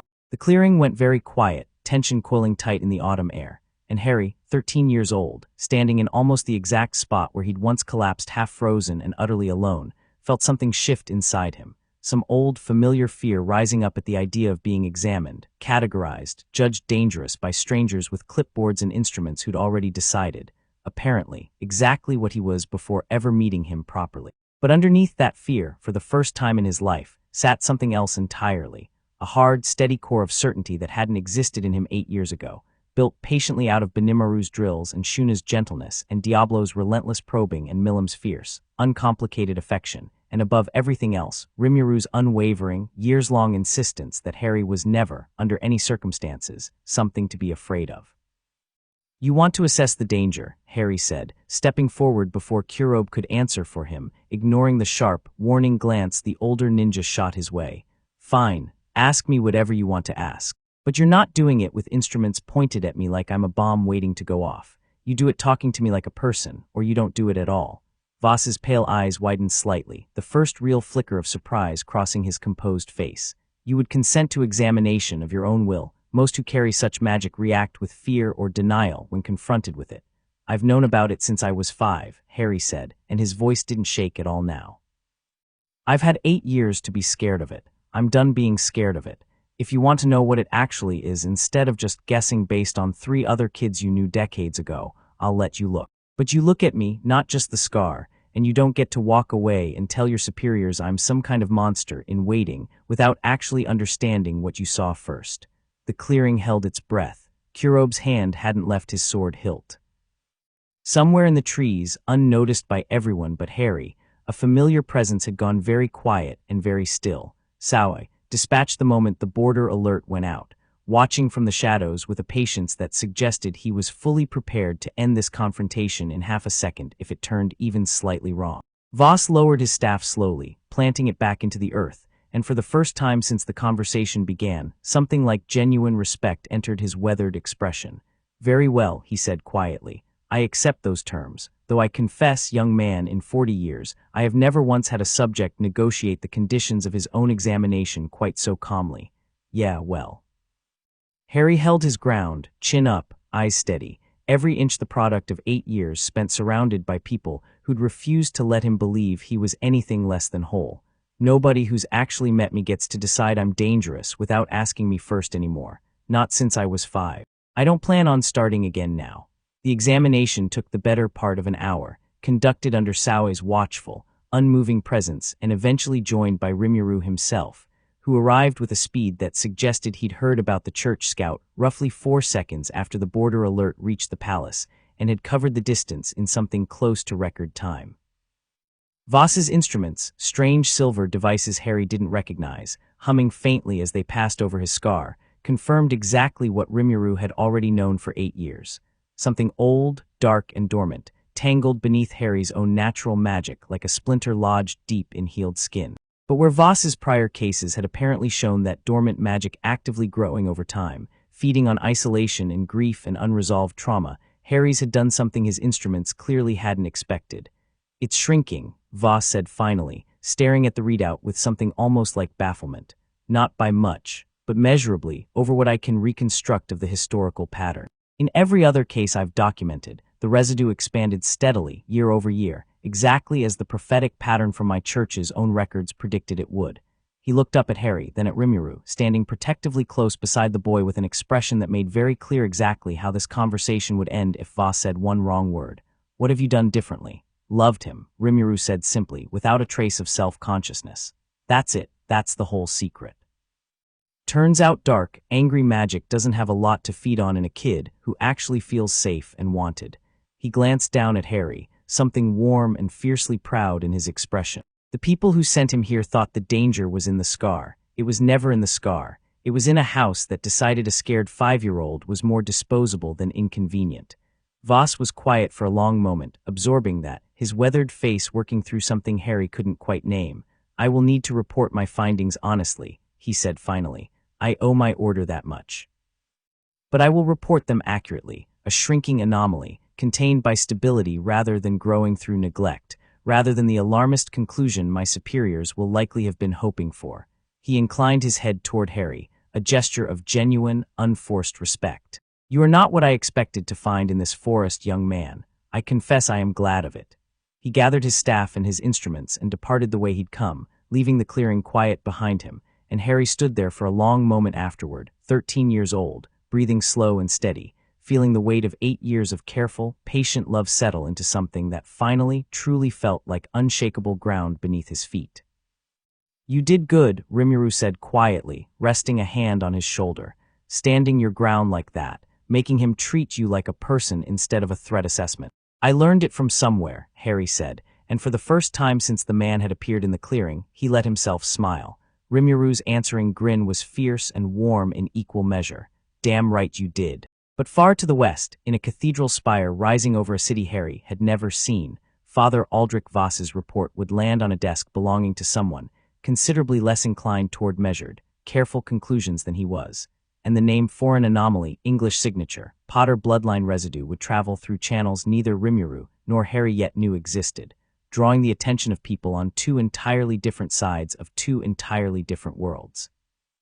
All of whom were about to discover that the boy they'd once dismissed, banished, or ignored had grown into something none of them were remotely prepared for. Chapter 4. Cracks in the Story. Iris Potter was 11 years old when she first failed to produce a single coherent spell in front of an audience that mattered, and the sound of her father's disappointed silence in the aftermath was, in its own quiet way, louder than anything Harry had ever overheard through a kitchen window 8 years earlier. The occasion was a private demonstration arranged by Dumbledore himself, a small, curated gathering of ministry officials, and a few carefully selected Daily Prophet correspondents, held in the drawing room of the Potter cottage on Wisteria Lane, 6 years after a rift had opened in a forest clearing and swallowed a 5-year-old boy whole. The purpose, though nobody said it quite so bluntly, was to reintroduce the wizarding world to its true savior, the girl whose accidental magic had, according to Dumbledore's carefully cultivated narrative, driven away the dangerous residue of Voldemort's curse and secured Britain's lasting peace. It had taken years to build that narrative into something solid enough to stand on. Harry's absence had been explained in the beginning through vague and shifting stories, a tragic accident, a magical illness requiring seclusion, and eventually, once enough time had passed that fewer people thought to ask, simply an unspoken silence that the wizarding world's collective politeness declined to disturb. Iris, meanwhile, had been groomed from the age of 3 for exactly this moment.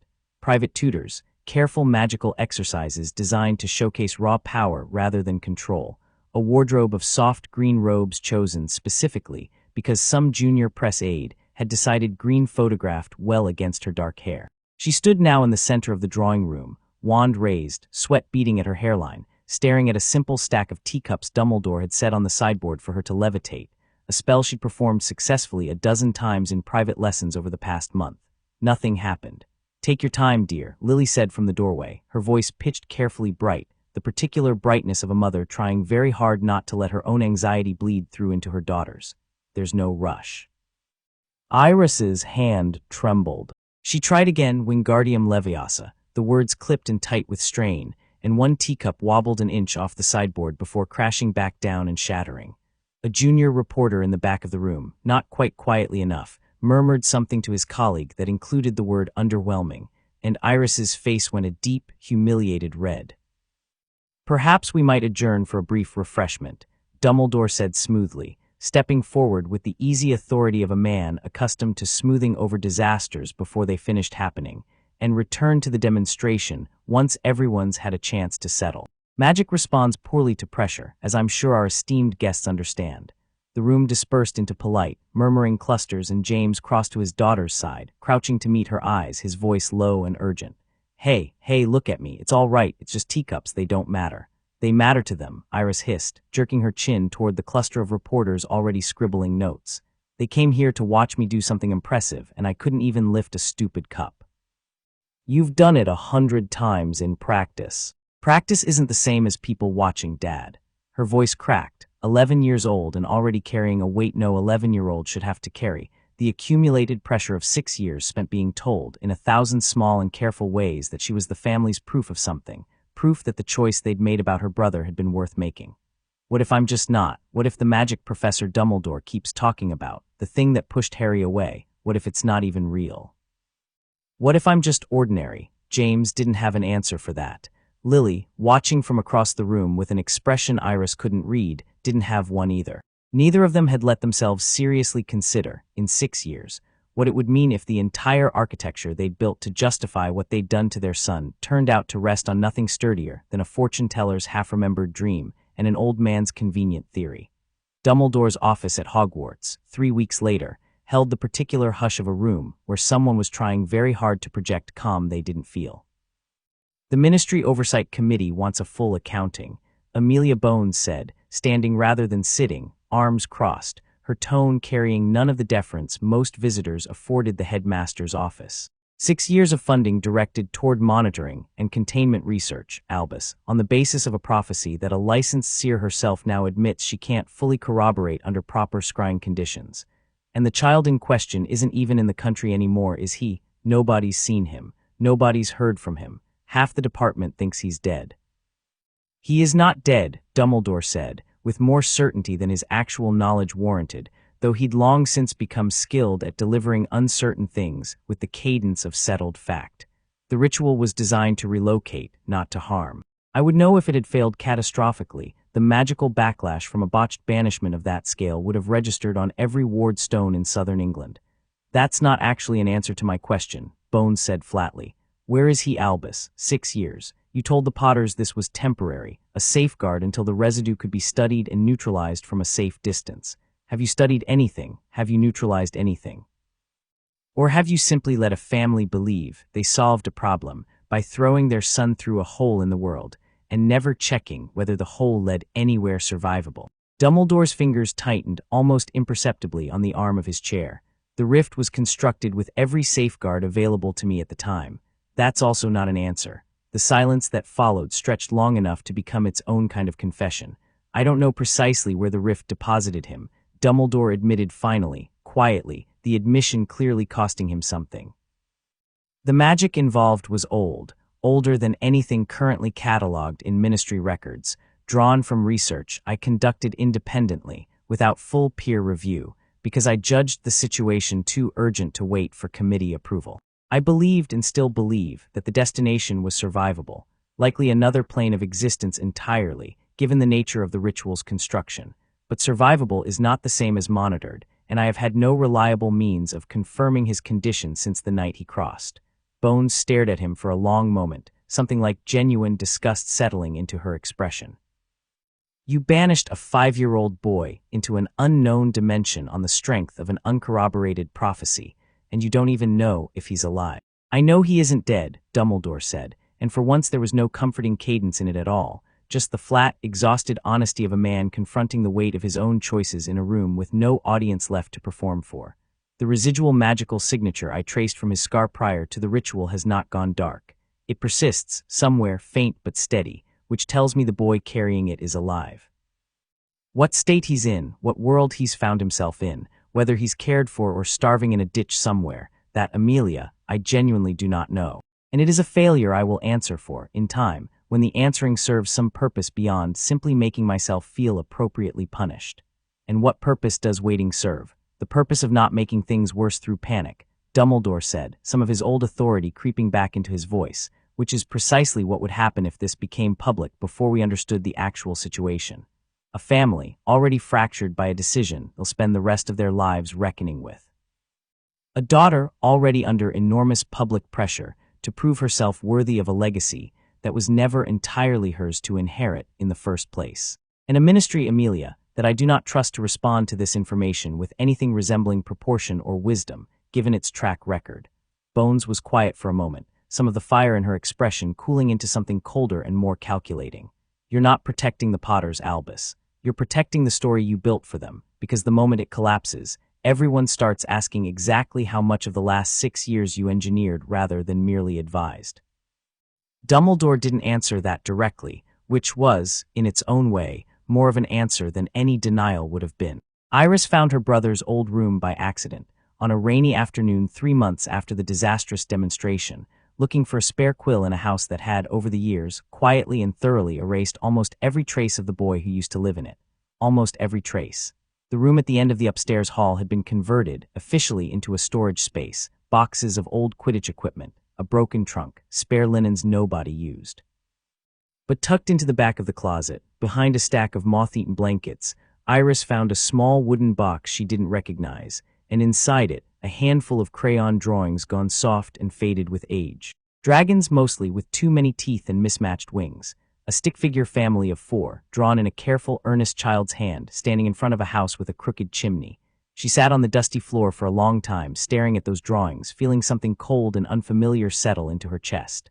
Iris, Lily's voice from the doorway sharp with sudden alarm. What are you doing in here? Whose room was this? Iris asked, holding up one of the drawings without turning around. Before it was storage, Lily's silence lasted a beat too long to be casual. It was Harry's, she said finally, quietly. You've never talked about him, Iris said, ever. In 11 years, you've never once said his name to me. I found out I had a brother from a photo I found in a drawer when I was 7, and when I asked, you told me he'd gone to live somewhere else and I shouldn't ask more questions about it. And I didn't because you looked so upset when I asked, and I thought, her voice wavered, I thought it was because something sad happened, like maybe he died, or got sick, or something nobody wanted to talk about because it hurt too much. But that's not it, is it? You sent him somewhere, on purpose. Lily crossed the room slowly and sank down onto the floor beside her daughter, and for the first time in longer than either of them could remember, she looked her age, not the composed, carefully brightened public mother who smiled for reporters, but a woman worn thin and hollow by 6 years of a secret she'd never fully forgiven herself for keeping. When you were born, Lily said, very quietly, your magic reacted to Harry in a way that frightened us, frightened Professor Dumbledore. There was a prophecy, an old, incomplete one, about Harry's scar carrying something dangerous, something that might one day hurt you. We were told by someone we trusted completely that the only way to keep you safe was to send him somewhere far away, somewhere the danger couldn't reach either of you. So you did it, Iris said, her voice flat with something that wasn't quite disbelief, because some deep, instinctive part of her had clearly already half suspected exactly this. You threw away your own son because someone told you a scary story about a 5-year-old. It wasn't that simple. It sounds exactly that simple, Iris said, and now there were tears in her eyes, hot and furious. You've spent my whole life telling me I'm special, that I'm the reason the war ended, that everyone should look at me like I'm worth something. And the whole time, that story only exists because you needed a reason it was okay to get rid of my brother, didn't you? If I'm the hero, then getting rid of him wasn't a mistake, it was necessary. That's what all of this has been, this whole time. A story you needed to be true so you wouldn't have to feel like monsters. Lily didn't answer because she didn't have an answer that wouldn't confirm exactly what her daughter had just said, and the silence between them stretched out long and terrible in a room still smelling faintly of dust and old crayon wax. Where is he? Iris asked finally. Right now. Is he even alive? We don't know, Lily whispered, and saying it out loud to her own daughter seemed to break something loose in her that had been held rigidly in place for 6 years. Albus says the signature's still there, still alive wherever he is, but we don't know where that is or what's happened to him, and we haven't known for 6 years, and her voice cracked entirely, I let it happen.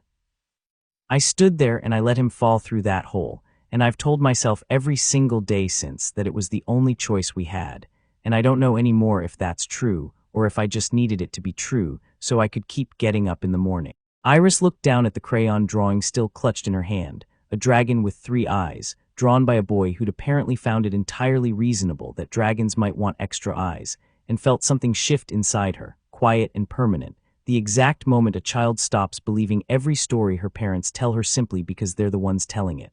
I want to find him, she said, whatever it takes. I don't care what Professor Dumbledore says is safe or careful, or whatever word he uses to keep everyone patient. I want to find my brother.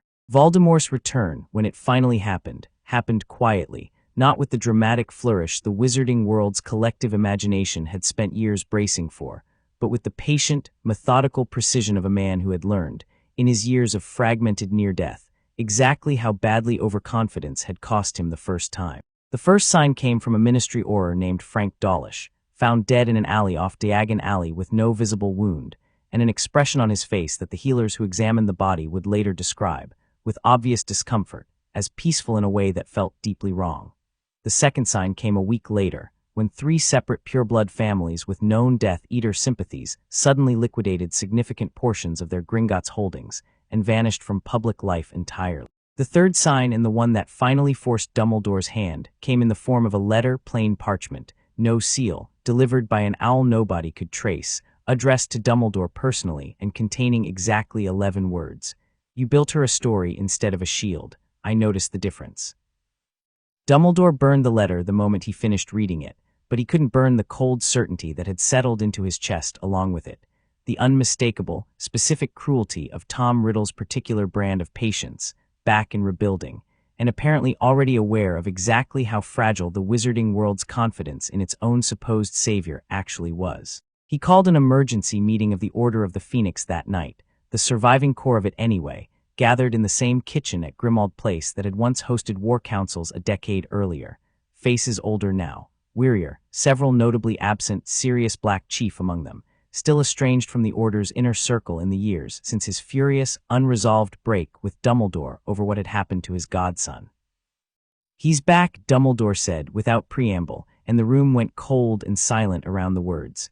Not fully restored, not yet. The process of true resurrection requires resources and rituals he almost certainly hasn't secured yet, but active, rebuilding. And based on this, he set the memory of the letter's contents on the table for the assembled Order to examine via a shared occlumency projection, apparently very well informed about the specific vulnerabilities in our current position. He knows about Iris, Kingsley Shacklebolt said grimly, knows the prophecy narratives built on sand. He knows more than that, Dumbledore said. He knows precisely how much I've invested in maintaining a story that doesn't hold together under real scrutiny, and he's telling me, in his own particular way, that he intends to exploit exactly that seam. He looked around the table, his usual grandfatherly warmth entirely absent now, replaced by something harder and more urgent. We are not facing the Voldemort of a decade ago. That version was arrogant, convinced of his own inevitability, willing to be sloppy because he believed nothing could truly stop him. This version has spent years fragmented, patient, watching. I suspect he understands our weaknesses considerably better than we currently understand his. What do we do? Molly Weasley asked, her voice tight with fear that had nothing to do with abstraction and everything to do with children she still had at Hogwarts. Dumbledore was quiet for a long moment, and when he finally spoke, it was with the specific, careful honesty of a man who had run out of better options. We need Harry, he said. The room erupted into confused, overlapping questions, and Dumbledore raised a hand for silence, waiting until the noise settled before continuing. I have spent 6 years telling myself, and all of you, that the boy was safely relocated, and that the matter, however regrettable, was closed. I no longer believe that's an acceptable position to hold, morally or strategically. The scar's residue, whatever it truly was, and I confess I am no longer entirely confident in my original theory of it, was never the danger the prophecy warned against. I suspect now, examining my own reasoning with the benefit of 6 years' distance and considerably more humility than I possessed at the time, that Sybil's prophecy was never about Harry endangering his family at all. His jaw tightened. I believe it may have been warning that removing him would leave this family, and this fight, undefended precisely when it needed him most. You're saying you got it backward, Bones said, arriving late to the meeting, but clearly having heard enough to piece together the shape of the conversation. 6 years too late, apparently. I am saying, Dumbledore said, with the weary, unflinching honesty of a man finally facing a mistake he could no longer outrun through careful rhetoric, that I made an irreversible decision based on incomplete information and my own considerable arrogance, and that the consequences of that decision may now be coming due at precisely the worst possible moment. I do not know if Harry Potter can be found. I do not know if he can be found, whether 6 years in an unknown dimension has left him whole enough to help us, or whether it's left him broken beyond any use to anyone. But I intend to try, because the alternative, doing nothing, again, out of fear of what the truth might cost me personally, is no longer a choice I am willing to make twice. Finding the rift's remnants took another 2 weeks of frantic, secretive research, conducted in the Department of Mysteries' most restricted archive with a small, trusted circle sworn to silence, Dumbledore, Bones, Kingsley, and over James and Lily's initial fierce objection but eventual desperate agreement. Iris herself, who had made abundantly, furiously clear that she intended to be involved in finding her brother, whether anyone approved of it or not. The clearing looked exactly as it had 6 years earlier, the same ring of ancient stones, half swallowed by forest floor, though the silver powder circle had long since washed away and the ground itself had healed over without any visible scar to mark what had happened there. Dumbledore knelt at the center of it, wand raised, murmuring a complex diagnostic incantation that took nearly 20 minutes to complete, the assembled group watching in tense silence.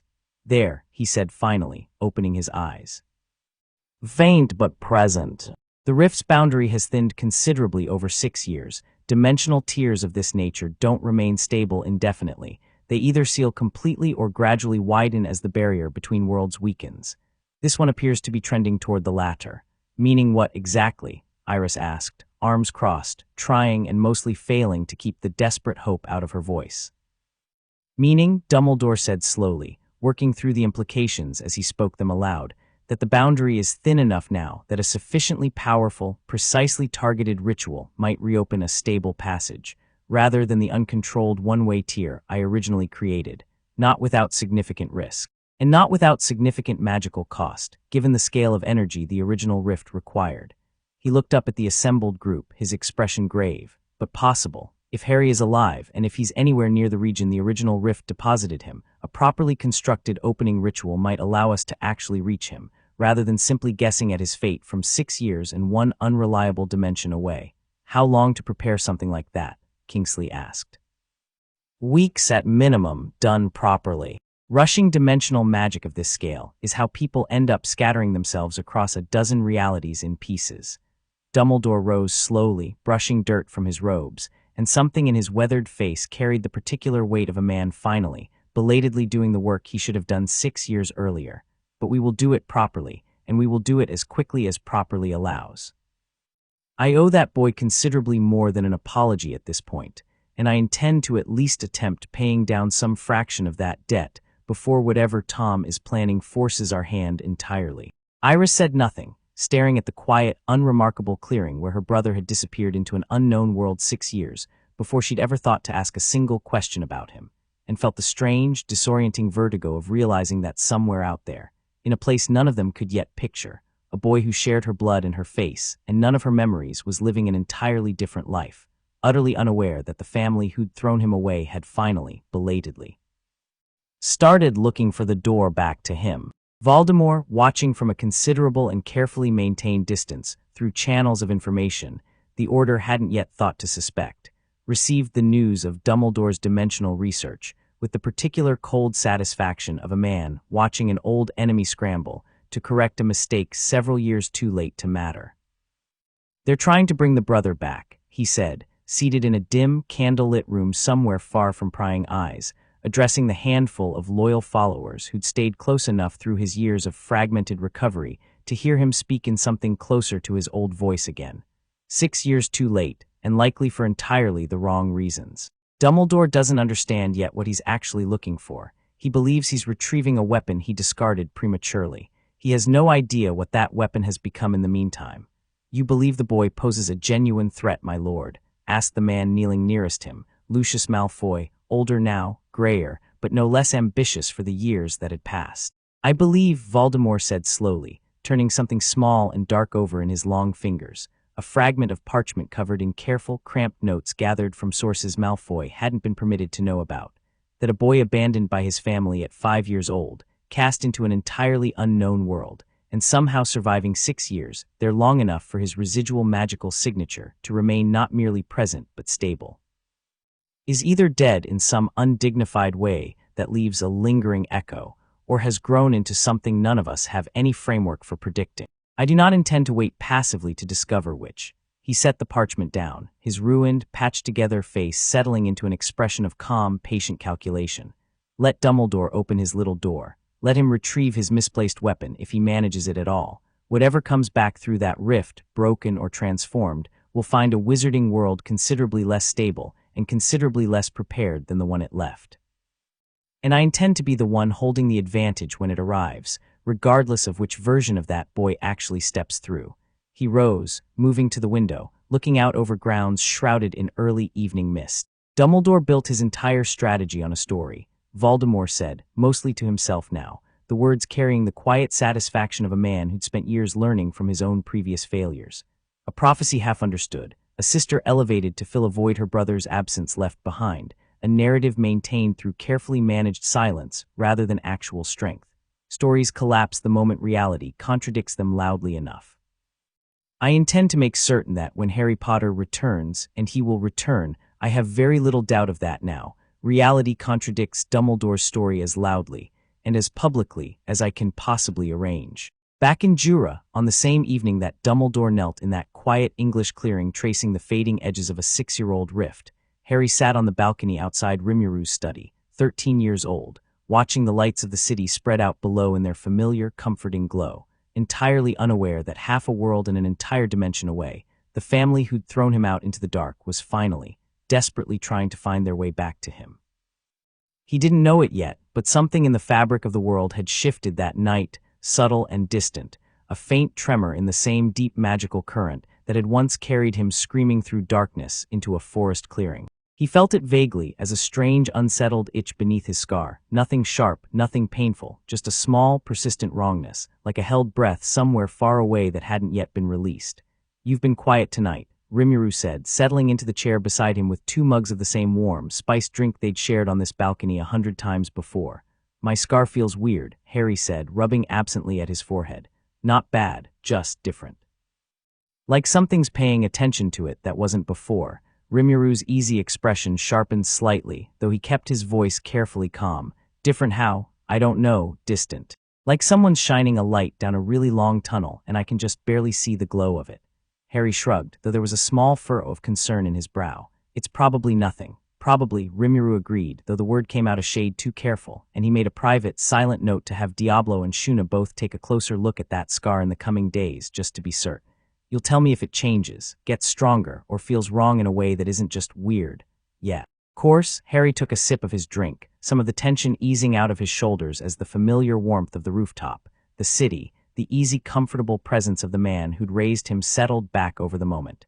"It's probably just growing pains or something. Diablo says I'm due for another one of those magic surges soon, the ones that make everything feel weird for a few days." "Probably," Rimuru said again, and let the conversation drift toward easier, lighter things, while somewhere deep in the quiet, unshakable core of him, a small, patient alarm had already started sounding. Because Rimuru Tempest had lived long enough, and learned enough about the strange mechanics of dimensional magic, to recognize exactly what a distant light down a long tunnel usually meant when it showed up unannounced in a boy who'd once fallen through exactly that kind of tunnel himself. Something, somewhere very far away, was trying to open a door that had been closed for 8 years. And whatever or whoever was on the other side of it, Rimuru intended to be standing right beside Harry the moment it finally swung open. Chapter 5. The boy they threw away the weeks that followed felt, to Harry, like living inside a held breath. His scar's strange, distant hum never fully faded, though it never sharpened into pain either, just a persistent, low awareness at the edge of his senses, like a candle burning in another room of a house he otherwise knew by heart. Diablo examined it twice, running slow, careful fingers just above the skin without touching it, his usual theatrical amusement entirely absent both times. Shuna checked the flow of Harry's own magic against it daily, watching for any sign the dormant residue was finally stirring toward something active. Milim, characteristically, simply pressed her palm flat against his forehead one afternoon and declared with total confidence that something's knocking, but real polite about it, like it doesn't want to break the door, which was somehow both the least scientific and most accurate assessment anyone offered. Rimuru said nothing about his own suspicions for the first 10 days, choosing instead to quietly increase the border patrols along the Western Territory and have Sau's people watch that particular clearing with rather more attention than a patch of empty forest usually warranted. It was Benimaru, blunt as always, who finally forced the conversation into the open. "You know what this is," Benimaru said one evening, finding Rimuru alone in his study long after the household had gone quiet for the night. "You've known for days. Why haven't you told him?" Rimuru didn't look up from the reports scattered across his desk. "Because I'm not sure yet, and I don't want to hand him a fear I can't back up with anything solid. He is not a child who needs protecting from uncertainty, Rimuru-sama. He is 13, not 5. He has spent 8 years learning exactly how to stand in the middle of frightening things without flinching." Benimaru's tone carried none of its usual clipped formality, just plain, direct honesty, the kind he reserved for moments he considered genuinely important. If something is trying to reopen that door, he deserves to know before it happens, not after. Rimuru set down the report in his hands, exhaling slowly. "You're right, I know you're right. I think I've just been hoping, selfishly, that if I don't say it out loud, it'll turn out to be nothing." He rubbed a hand over his face, an old human gesture he'd never entirely lost even in his current form. "He's got a home here, Benimaru. A real one, the first stable, safe thing in his life since he was 5 years old.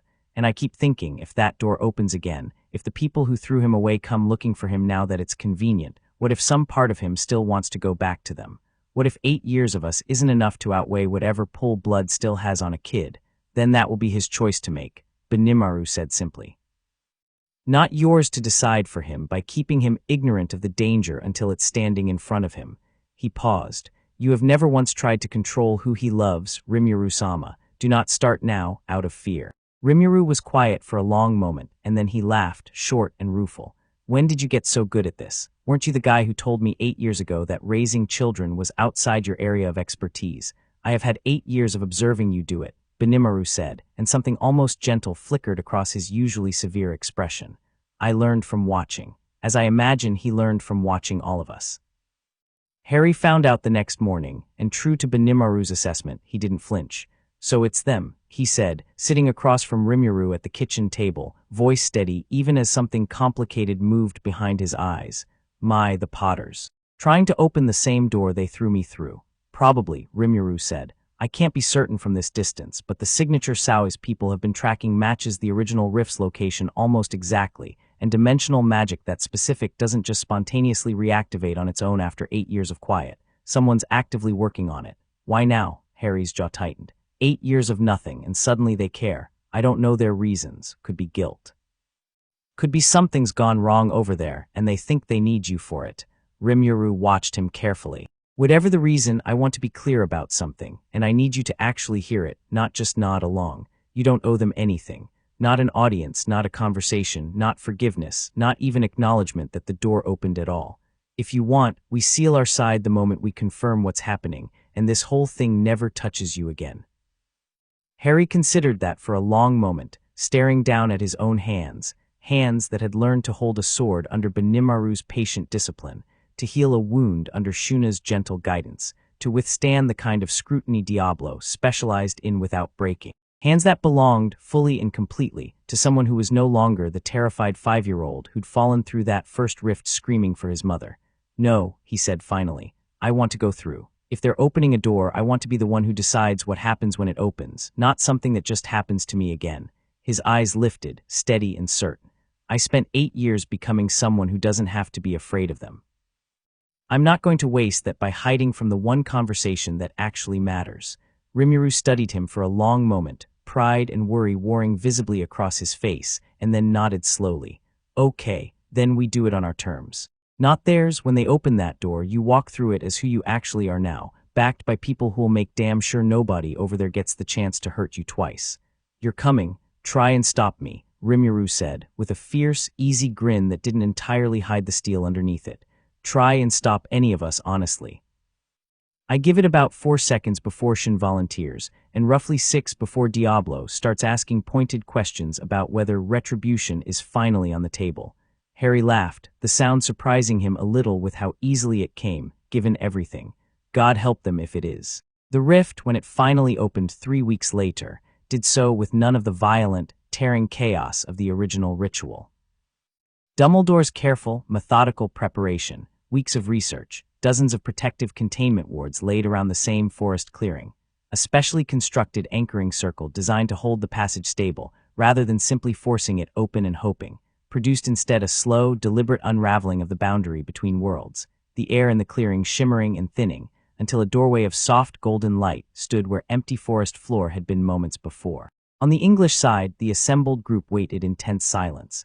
Dumbledore, robes immaculate despite the late hour, his weathered face set in careful, controlled anticipation, Amelia Bones, wand drawn, expression professionally neutral, but eyes sharp with real apprehension, Kingsley, standing close enough to Iris to catch her if her legs gave out from the nervous energy visibly coursing through her, and Iris herself, 11 years old and utterly, fiercely determined not to show how frightened she actually was. James and Lily stood a little apart from the others, hands clasped together so tightly their knuckles had gone white, and neither of them had said a word in the better part of an hour. The golden light in the clearing pulsed once, twice, and then steadied into something almost like a window, not quite solid, not quite passable yet, shimmering at the edges with barely contained potential. "It's stable," Dumbledore said quietly, his wand trembling slightly with the effort of maintaining the anchoring spell. "The passage should open fully within moments. I want everyone to remain calm, regardless of what comes through. We have no way of knowing what condition he'll be in, what he's experienced, whether he'll even recognize any of us." He didn't get to finish the thought. The golden window split open with a soft, singing sound like a bell struck underwater, and figures began to step through, one after another, calm and unhurried in a way that immediately unsettled every wand-bearing person in the clearing. The first through was a young man. No, Dumbledore corrected himself, watching more closely, not a young man at all, something wearing a young man's shape with an ease that felt distinctly, uncannily deliberate. Pale, faintly luminous skin, eyes an unnatural, striking blue. He stepped through the rift and into the English forest clearing like he was strolling into a room he already owned, glancing around with mild, unbothered curiosity. "Well," Rimuru said, surveying the assembled wands and wide eyes with a faint, easy smile that carried absolutely no fear in it whatsoever, "this is a lot of people for a welcome party. Should I be flattered or worried?" Behind him, more figures emerged, a tall woman with dark hair and an expression of open, assessing scrutiny, her hand resting near a weapon Dumbledore couldn't quite identify. A red-haired man with a sword strapped across his back who moved with the coiled, economical stillness of a trained killer. A pale, smiling figure whose presence alone made several of the assembled wizards take an involuntary step backward. Some deep animal instinct recognizing danger their conscious minds hadn't yet catalogued. And then, finally, unhurried, stepping through the golden light like it was the most natural thing in the world, came Harry. He was taller than any of them had pictured, in whatever private, guilty imaginings each of them had allowed themselves over the years. 13 years old, but built with the lean, coiled strength of someone who'd spent nearly a decade training under people who didn't believe in coddling. Dark hair, unruly in exactly the same way James's had always been. Green eyes, sharp and steady, entirely free of the fear that had haunted them the last time anyone in this clearing had looked into them. The lightning-shaped scar sat faint and unremarkable on his forehead, no longer the thing everyone in the clearing had spent 8 years afraid of, just a scar, ordinary as any other, on a face that had grown up somewhere none of them had ever imagined. Nobody spoke for what felt like a very long time. "Harry," Lily whispered finally, her voice breaking on the single syllable, taking an involuntary step forward before some instinct, fear, guilt, uncertainty about whether she even had the right to close that distance, stopped her cold. Harry looked at her. Really looked the way he'd looked at Father Voss in that other clearing 8 years ago, calm and unflinching and entirely unafraid, and something in that steady, evaluating gaze made her flinch worse than if he'd shouted. "Hello, Mum," he said, and his voice was even controlled, carrying none of the desperate hope of a lost child and none of the raw fury either, just plain, level acknowledgement. It's been a while. They moved the reunion, if that's even the right word for what it was, to the drawing room at Wisteria Lane, at Dumbledore's careful suggestion, though it was immediately clear that the room's usual warmth had curdled into something tense and unfamiliar the moment Rimuru's group settled into it, taking up space with the easy, unbothered confidence of people who had absolutely no intention of being intimidated by anything in an English cottage's drawing room. James stood near the fireplace, unable to sit, watching his son, 13 now, a stranger wearing a face James remembered on a 5-year-old, with an expression that kept sliding between desperate hope and something that looked almost like fear. "You look well," James said finally, and immediately regretted how small and inadequate it sounded the moment it left his mouth. "I am well," Harry said simply. He'd taken a seat, unhurried, one leg crossed over the other, Rimuru settling into the chair beside him with the loose, easy posture of someone entirely at home despite being on completely unfamiliar ground. "Better than well, honestly. I've had a good life these past 8 years. Better than the one I would have had here, probably, given how the last one was going before I left." The barb landed exactly where he'd aimed it, and James flinched visibly. "Harry," Lily said, kneeling by the edge of his chair though she stopped herself from reaching for him, "I know there's nothing we can say that makes up for what we did. I've thought about it every single day for 8 years, and I still don't have anything close to an adequate explanation, except that we were scared, and Albus told us." "I heard what Albus told you," Harry said, and his tone stayed level, but something harder crept in underneath it. "I was 5, not deaf. I heard every word of that conversation through the kitchen window, the night he told you about a prophecy from a woman who reads tea leaves for a living. I heard you cry about it for weeks. I heard you decide in the end that the safest thing to do with a scared 5-year-old was to open a hole in the ground and drop him through it and hope for the best." His green eyes, steady and unblinking, fixed on his mother's face. "You want to know the part that actually still gets to me after everything. It's not the ritual, it's that you kept telling me you loved me right up until the moment you did it, every night for those last 4 days. Like saying it enough times made it not matter what you actually did." Lily's composure broke entirely, and she pressed both hands over her mouth, tears streaming freely now, and Harry watched her cry with an expression that held something more complicated than simple coldness, grief maybe, for the mother she remembered loving before any of this happened, mixed with a hard, settled clarity that refused to let that grief become an excuse. "I did love you," Lily managed. "I do love you." "That's never once stopped being true, Harry, not for a single day." "I believe you," Harry said, and the honesty of it seemed to surprise her almost as much as anything else he'd said. "I think you did love me, and I think you were also scared enough and desperate enough for someone you trusted to give you an answer, that you let that love get overridden by fear. Those two things aren't contradictions. People do that constantly. Doesn't make it not have consequences, though." He glanced toward the doorway where Iris stood half-hidden, watching the entire exchange with wide, uncertain eyes. "Is that her?" Iris stepped forward, chin lifted despite the obvious tremor in her hands. "I'm Iris." "I know." Harry studied her for a long moment, his sister, 11 years old, sharing his father's stubborn jaw and apparently, judging by the fierce, unflinching way she held his gaze, more of his own temperament than either of them probably realized yet. "You didn't do anything wrong, you know. Whatever guilt they've been quietly loading onto you your whole life for being the reason I got sent away, that's not yours to carry. You were a baby. None of this was your choice any more than it was mine." Something in Iris's face cracked, relief and grief tangled together. "I didn't know," she said. "For years I didn't even know you existed. And when I found out, everyone acted like it was this sad accident, not something they actually chose. I've been so angry since I found out, at them mostly. I wanted to find you the second I knew what actually happened." "You helped find the rift," Harry said, and it wasn't quite a question. "I made them let me be part of it. I wasn't going to just sit at home while they decided whether or not to look for you." Iris's voice steadied, some of her father's old stubbornness settling into her spine. "I don't expect you to want anything to do with any of us. I just wanted you to know that not everyone in this family gave up on you the moment it got inconvenient." Harry looked at her for a long moment, and something in his carefully guarded expression finally, genuinely softened.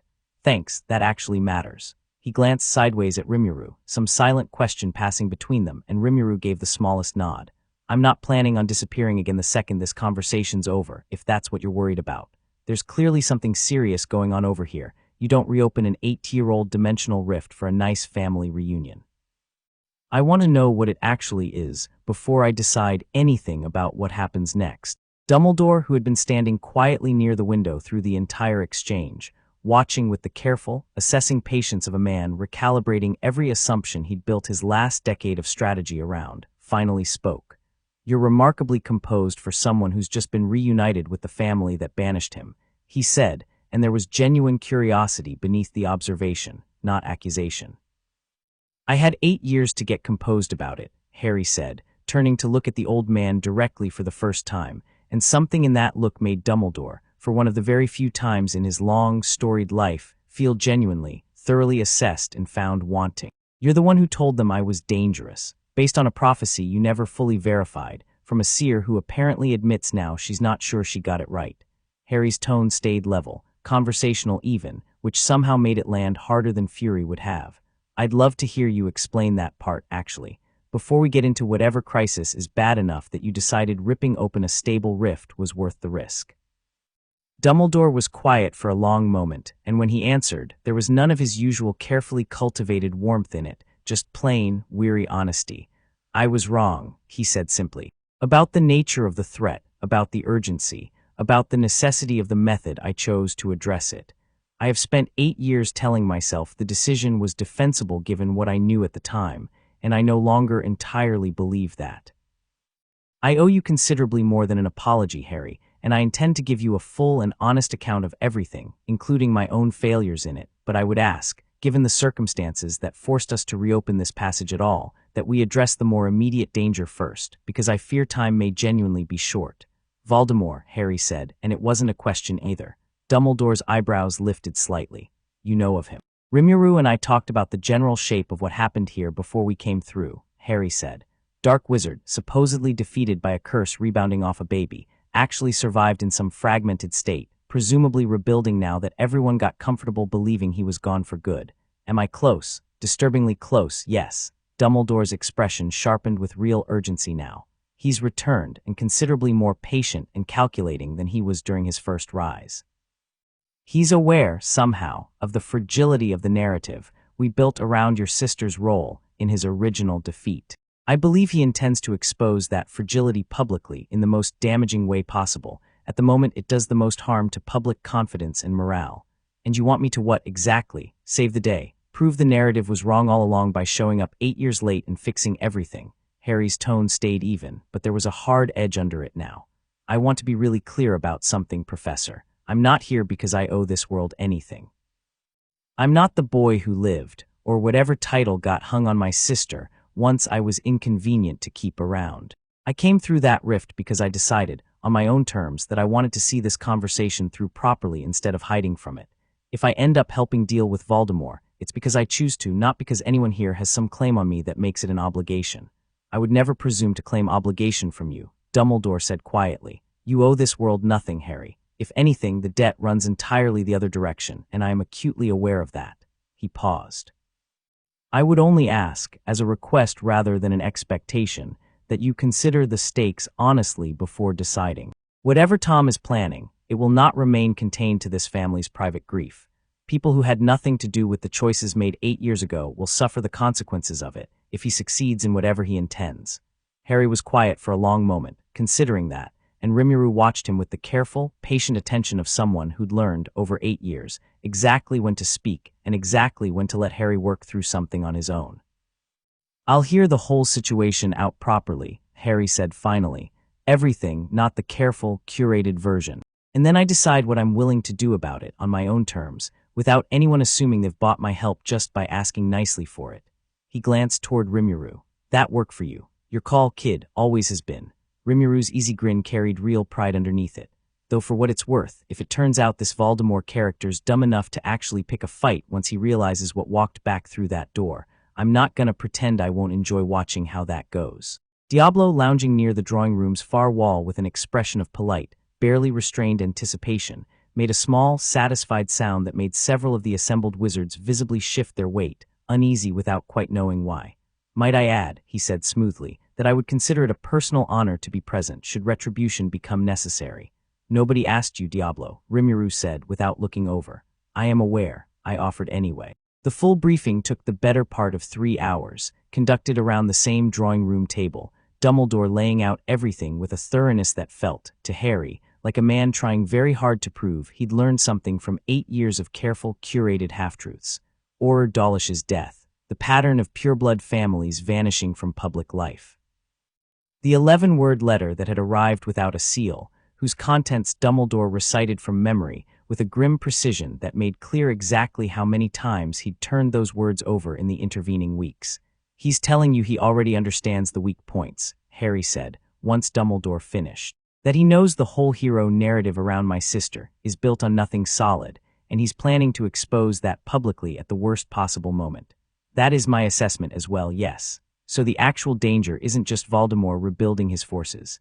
It's what happens to public confidence, to the whole structure of trust in your government and your protections, the moment everyone realizes the story they've been told for over a decade doesn't hold up." Harry leaned back, thinking it through with the same careful, methodical patience Diablo had drilled into him over years of exactly this kind of strategic conversation. That's smart, actually, uncomfortably smart. He's not trying to just win a fight. He's trying to make sure nobody trusts the people who'd normally organize to stop him. Dumbledore looked at him for a long moment, something like genuine, startled respect flickering across his weathered face. "You've thought about strategy considerably more rigorously than I expected. I had good teachers." Harry glanced toward Diablo, who inclined his head with theatrical modesty that fooled absolutely nobody in the room. "So what's your actual plan?" "Not the polite version, the real one. Honestly," Dumbledore admitted, "I don't yet have one that I'm confident in. My original strategy, over a decade ago, relied heavily on secrecy, careful management of information, and trusting that time and stability would erode whatever remained of Tom's influence. That strategy has clearly failed, given how effectively he's already identified and begun exploiting the exact cracks it created." He rubbed his temples, looking, for the first time in Harry's admittedly limited experience of him, genuinely old and uncertain.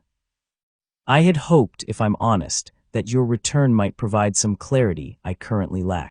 Not as a weapon to deploy, but as someone who's spent 8 years outside this entire flawed structure, who might see angles the rest of us, too invested in the story we've told for a decade, have stopped being able to see." Harry considered that for a long moment, and something in the honesty of the admission, the absence of manipulation, for once replaced by plain, exhausted uncertainty, shifted something in how he was weighing this whole situation. "Okay," he said finally. "Here's what I actually think, for what it's worth. You can't outstory him. If he's planning to expose the cracks publicly, trying to control the narrative harder is just going to make it look worse when it collapses anyway. People always trust the truth more than a cover-up, once they realize there was a cover-up at all." He tapped the table thoughtfully. "So don't try to control it. Get ahead of it instead. If the story was always going to fall apart, better it falls apart because you told it honestly than because Voldemort forced it out of you looking like you had something to hide. You're suggesting I publicly admit everything," Dumbledore said slowly. "The prophecy's unreliability, the ritual, what happened to you.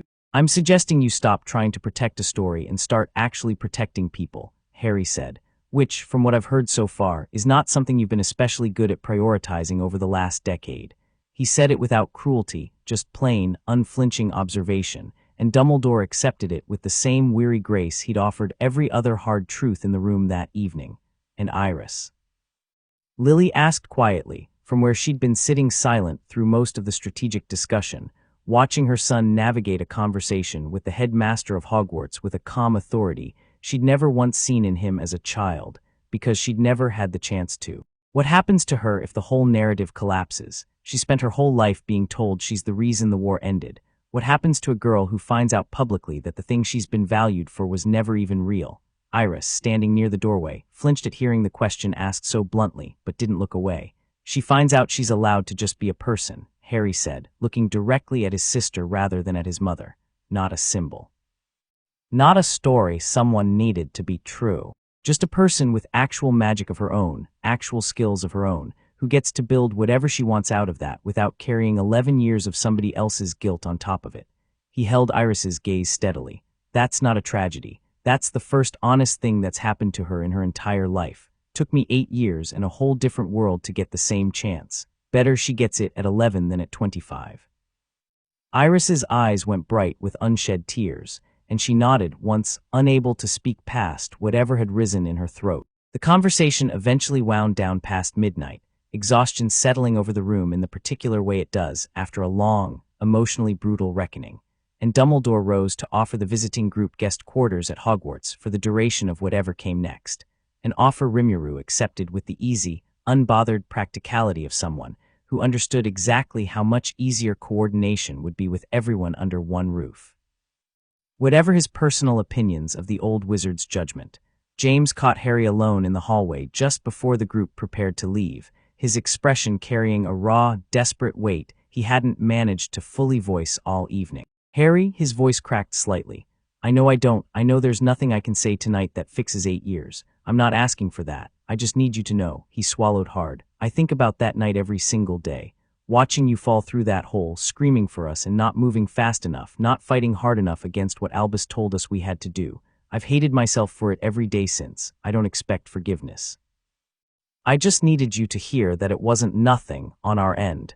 It was never nothing." Harry studied his father for a long moment, a man he barely remembered clearly, whose face had blurred at the edges over 8 years into something more like an idea than a memory, filled in now with an adult's face lined by exactly the kind of guilt that comes from knowing you failed someone you loved and never quite finding a way to live comfortably with it. "I believe you," Harry said finally, quietly. "I'm not going to pretend I'm not still angry about it. I probably will be for a long time, honestly, and I don't think that's something either of us should try to rush past. But I don't hate you. I spent a lot of years thinking I might, and I don't. I think you made a terrible choice out of real fear, badly advised, and it cost more than either of us can ever really settle up." He paused. "I've got a family now, Dad. A real one that never once made me doubt whether I belonged in it. That doesn't erase you or Mum or any of this. But I'm not coming back to slot into the space where a 5-year-old used to be. I'm not that kid anymore, and I'm not going to pretend to be him just because it might make this easier for either of you." James nodded slowly, tears tracking silently down his face, something in his posture finally, quietly settling into acceptance rather than desperate hope. "That's fair. That's more than fair, honestly," he hesitated. "Can I ask the people who raised you, are they good to you, genuinely?" "The best," Harry said, and for the first time all evening, something warm and entirely unguarded broke through in his voice. "They never once made me feel like something to be managed, just someone worth showing up for every single day, no conditions attached." He glanced back down the hallway to where Rimuru stood waiting, patient and easy despite the late hour, and something in his expression shifted into plain, uncomplicated love.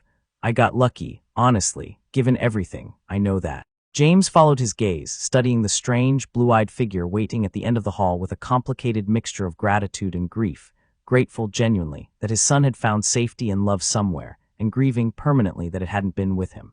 "Thank you," he said finally, quietly, "for surviving all of it, for becoming whoever you became in spite of what we did. I don't deserve to say that to you. I'm saying it anyway." Harry didn't answer that directly. He simply nodded once and turned to walk back down the hallway toward the family that had actually chosen him, leaving his father standing alone in the dim corridor with 8 years of grief finally, if only partially, given somewhere honest to land. Outside, the moon hung high and pale over Wisteria Lane, and somewhere far across the country, in a dim candle-lit room, Voldemort received word, through channels Dumbledore's order hadn't yet thought to guard against, that the rift had successfully opened, and that whatever had come through it was already, by every account reaching him, considerably more than he'd bargained for. He smiled, slow and cold, and began with patient satisfaction to adjust his plans accordingly. Chapter 6, Home is a Place You Choose. Hogwarts looked exactly like the pictures Harry had glimpsed a handful of times in books Shuna had helped him track down over the years, towers stacked against a gray sky, a lake that seemed to hold its own weather system, corridors that shifted their portraits' expressions depending on who walked past. It should have felt like stepping into a storybook. Instead, it felt like walking into enemy territory that hadn't yet decided whether to be hospitable, every student and staff member turning to stare at the strange group moving through the halls behind Dumbledore, a slime-turned demon lord in human shape, a woman who moved like a blade with a smile, a red-haired swordsman whose gaze swept every room for exits before he'd even finished entering it, and walking easily among them without a shred of the deference the castle usually inspired. A 13-year-old boy half the older students recognized, in some dim and unformed way, as belonging to a name they'd grown up hearing. "They're staring," Harry murmured to Rimuru as they crossed the entrance hall. "Let them stare. You're not here to make anyone comfortable." Rimuru's tone stayed easy, but his eyes tracked every shift of movement in the crowd with the same casual thoroughness Sawe had drilled into all of them years ago. Comfortable people don't ask hard questions. We want the hard questions asked, remember. That's the whole plan.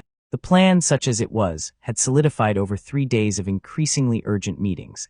Dumbledore's admission of the prophecy's shaky foundation would go public, framed not as a scandal to be managed, but as an honest reckoning the wizarding world deserved, timed deliberately to beat Voldemort to the story rather than let him weaponize the reveal. Iris would step, publicly and on her own terms, out of the role that had been built around her without her consent. And Harry had made his own decision clear from the first night, quiet but absolute. He wasn't here to save anyone's reputation. He was here because a war was clearly coming whether anyone wanted it or not, and he'd learned, over 8 years in Jura, exactly what happened to people who waited passively for danger to arrive on someone else's schedule. You seem remarkably unbothered for someone walking into a school full of people who have spent a decade hearing stories about your family, Professor McGonagall observed, falling into step beside him as they climbed toward the staff wing, her sharp eyes assessing him with the particular thoroughness of a woman who'd taught enough students to recognize, when one of them didn't fit any category, she already had filed away. I spent 8 years training under people who'd casually dismantle small mountains before breakfast, Harry said. A few staring teenagers don't really register. McGonagall's mouth twitched, something almost like approval flickering across her stern features. No, I imagine they wouldn't. She studied him a moment longer. For what it's worth, Mr. Potter, I argued against the ritual 8 years ago when I learned of it after the fact. I want you to know that. It changed nothing, and I understand if that offers you very little comfort, but I did argue against it. Thanks for telling me, Harry said, and meant it, filing the small honesty away among the handful of things this trip had given him that felt genuinely worth keeping. Voldemort's move, when it came, arrived faster and more publicly than anyone in Dumbledore's careful strategy sessions had planned for. It happened during the Daily Prophet's scheduled interview with Iris, arranged weeks earlier, before any of the recent chaos, meant to be a soft, image-building piece about her preparations for Hogwarts the following year. The reporter, a mild, unassuming man named Wendell Fitch, who'd covered Wizarding Society events for over a decade without a single controversial byline to his name, arrived at the appointed hour looking entirely ordinary and asked entirely ordinary questions for the first 10 minutes, right up until he set down his self-inking quill, looked directly at the small assembled audience of family and ministry minders, and spoke in a voice that was suddenly, unmistakably, not his own. "Good afternoon," Voldemort said, using Fitch's throat like a puppet's mouth, the reporter's own eyes gone glassy and distant with whatever compulsion had seized him. "I do apologize for the theatrics, but I find public settings so much more efficient for these sorts of announcements." Kingsley had his wand up in an instant, but Dumbledore's hand shot out, stopping him. "Wait, whatever's controlling him, striking now likely kills the vessel and tells us nothing." Wise as ever, Albus, the voice continued, pleasant and unhurried, Fitch's ordinary, unremarkable face somehow made deeply unsettling by the calm malice animating it. "I won't take much of your time. I only wish to share a small correction with the wizarding public, since I understand there's been rather a lot of confusion on the subject of who actually defeated me 11 years ago." A pause, deliberate and theatrical. "It wasn't the girl. I do wonder how many of you already suspected as much deep down and simply found it easier not to ask." Iris, sitting rigid in her chair across from the possessed reporter, went white as parchment. "You're lying," she said, though her voice wavered. "I have very little reason to lie about this particular subject, child. Lying implies I need something from the deception. I don't." The voice's tone stayed almost gentle, which made it considerably worse. "The curse rebounded off your brother, not you. You were an infant 3 months from being born on the night it happened. I imagine that's rather difficult information to have kept quiet for so long, given how much has apparently been built on the opposite claim."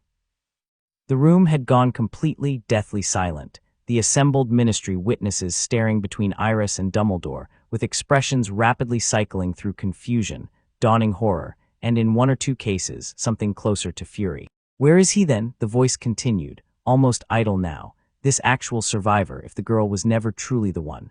I understand he's been conveniently absent for the better part of a decade.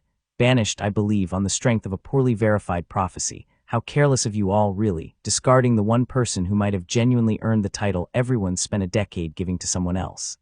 A soft, cold chuckle, entirely wrong coming from Fitch's mild, ordinary features. I do hope, for your collective sake, that wherever he ended up, he's forgiven you all sufficiently to lend a hand with what's coming. Because I promise you, this time, I have no intention of being quite so careless myself. Fitch's body slumped forward, the possession releasing as abruptly as it had begun, and the room erupted into chaos. Reporters who'd somehow gotten wind of the interview already scrambling for their own quills, ministry officials shouting over one another, and Iris sitting frozen in her chair, the careful architecture of her entire identity dismantled in front of a room full of witnesses in under 2 minutes. Harry, watching from the doorway where he'd been observing the interview at Dumbledore's request, felt something cold and sharp settle into his chest. Not fear. Fury, clean and focused, the particular fury that came from watching someone use a child as a pawn in a game she'd never consented to play. He's not just rebuilding, Harry said quietly to Rimuru, who materialized at his side the moment the chaos started. He's testing, seeing how fast the whole structure falls apart once the truth's out in public. This was a probe, not the actual attack. Yeah, Rimuru agreed, jaw tight. And judging by that room, the structure's falling apart pretty fast. The attack proper came 4 days later, and it came, with a deliberate and cutting cruelty, at Wisteria Lane itself. Harry felt it before anyone told him, a sharp, sudden spike of familiar magic somewhere behind his scar, the same low hum he'd felt weeks ago sharpening abruptly into something urgent and wrong, and he was on his feet in the guest quarters at Hogwarts before Sowie's warning message even reached him properly. "Something's happening at my parents' house," he said, already moving toward the door. Rimuru was already ahead of him, having felt the disturbance in the ambient magic a half-second before Harry finished speaking. "Diablo Benimaru with me. Should stay with Shuna in case this is a diversion aimed at the school." He glanced back at Harry, expression fierce and focused. "You good to move fast, try and keep up," Harry said, and meant it. 8 years of Benimaru's drills had given him a speed that would have seemed impossible to the frightened 5-year-old who'd once been carried, half-frozen, through a Juran forest. They arrived at Wisteria Lane to a scene of controlled devastation, the front garden torn apart, the crooked chimney collapsed into rubble, and a ring of Death Eaters, a dozen strong, holding a defensive perimeter around the house while curses lit the evening sky in flashes of green and red.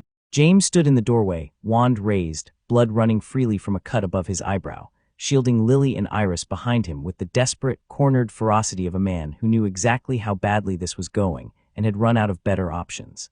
Voldemort himself stood at the center of the garden, patient and unhurried amid the chaos his followers were creating, watching the house with the calm satisfaction of a man who'd planned this specific stage for exactly this specific moment. "Ah," he said, as Harry's group arrived, not even turning fully to look at them, his attention still fixed on the house. "Right on schedule. I confess I wasn't entirely certain you'd come, given how thoroughly this family failed you. Sentiment is such an unpredictable variable. You picked a fight with a family you already know I'd defend," Harry said, stepping forward, "specifically because you knew it'd draw me out on your terms instead of mine. That's either very smart or very stupid, depending on how the next 5 minutes go." "I do enjoy a confident young man," Voldemort said, finally turning to face him properly, red eyes assessing Harry with open, unhurried curiosity, the way a collector might examine a rare specimen finally brought into proper light. "You've grown considerably more interesting than the frightened child I felt through your scar 11 years ago. Tell me, what exactly did they raise you into, in whatever world swallowed you?" "Someone who's not afraid of you," Harry said simply. "That's really the whole answer. Bold claim, from someone who's never actually seen what I'm capable of. I've seen plenty of things capable of a lot more than you, and none of them scared me either." Harry's tone stayed level, conversational even, and something in that calm, total absence of theater unsettled Voldemort more visibly than any dramatic declaration could have. "You're strong, I believe that. I'm not going to insult you by pretending otherwise, but strong isn't the same as unbeatable, and I've spent 8 years learning exactly how much space there is between those two things." Voldemort's thin lips curved into something that wasn't quite a smile. "Let's find out then, shall we?" The curse came fast, a lance of sickly green light aimed directly at Harry's chest. The same curse, Harry understood with a distant, cold clarity, that had once rebounded off his scar as an infant and torn Voldemort's original body apart. He didn't dodge it. He raised one hand, almost casually, and caught the incoming curse against a shield of layered magic that Shuna had spent years teaching him to weave instinctively, deflecting rather than absorbing, and the green light scattered harmlessly into the evening air. Voldemort's eyes widened just slightly, the first genuine crack in his composed, patient certainty. "That's new," he said, voice tight now. "Lots of new things about me," Harry said and moved. He closed the distance faster than any of the watching Death Eaters expected a wizard to move, faster than most of them could track, the kind of speed Rimuru had drilled into him across thousands of hours in a training yard half a world away, and Voldemort's shield barely came up in time to deflect the first strike, a controlled burst of raw magical force channeled through Harry's open palm that sent both combatants staggering backward from the impact. "You fight like something that isn't remotely human," Voldemort said, breathing harder now, some of his careful, unbothered composure finally slipping. "I had good teachers," Harry said, and behind him, Rimuru's group had already engaged the surrounding Death Eaters with the brutal, economical efficiency of people who'd spent years fighting monsters considerably more dangerous than a dozen wand-wielding humans. Benimaru's blade moved like liquid fire, dropping 2 attackers before they'd even finished raising their wands. Diablo hadn't so much as drawn a weapon, simply standing amid the chaos with his usual unnerving smile, and the Death Eaters who came within range of him fell in ways none of them could quite explain afterward, if they survived long enough to try. James, watching from the doorway, stared at his son moving through a duel with the Dark Lord like it was a training exercise rather than a mortal fight, and felt something complicated and overwhelming rise in his chest, pride, grief, awe, all tangled together with the bitter, unshakable knowledge that none of what he was watching existed, because of anything James himself had given his son. Voldemort, recovering his composure, began weaving something more elaborate. Harry recognized the shape of the magic gathering around him even without knowing the specific incantation, dark and heavy and clearly designed to overwhelm rather than merely wound, and he felt, for the first time since the fight began, the low hum beneath his scar stir in response, that ancient dormant residue finally, faintly waking. Together, he remembered Shuna telling him, years ago, in a quiet garden room. "When you're ready," he was ready. He reached for it deliberately, the way Milim had taught him, not fighting the dark undertow beneath his own magic, not clamping down on it out of old, reflexive fear, but simply acknowledging it as his own, tangled into his will the same way every other current of his magic was, and let it rise to meet Voldemort's gathering spell head-on. The dark magic Dumbledore had once believed dangerous enough to justify banishing a 5-year-old surged up through Harry's raised hand, not a killing curse's residue turned monstrous, but something quieter and stranger, a fragment of intent that had spent 8 years steeping in genuine, unconditional love rather than fear, and what came out of it wasn't destruction. It was a wave of raw, overwhelming magical pressure that slammed into Voldemort's half-formed spell and simply, comprehensively, unmade it, scattering the Dark Lord's careful construction into harmless drifting motes of light. Voldemort staggered, genuine shock finally breaking through his composure entirely. "That's not possible. That residue was cursed, fragmented. It should have festered, corrupted you from the inside by now. It should have," Harry agreed, stepping forward, the dark undertow still humming quietly beneath his skin, entirely under his control, entirely his own. "If I'd grown up scared and alone the way everyone here assumed I would, but I didn't. Turns out dark magic doesn't have a lot to work with in someone who actually feels safe." He raised his hand again, gathering his own magic, clean, controlled, layered with 8 years of Benimaru's discipline and Shuna's precision and Diablo's relentless strategic pressure, and this time it was Voldemort who found himself scrambling to raise a shield fast enough. "You were supposed to be my greatest weapon," Voldemort spat, deflecting a strike that nearly took his shield down entirely, abandoned, embittered, ripe for turning against the very people who threw you away.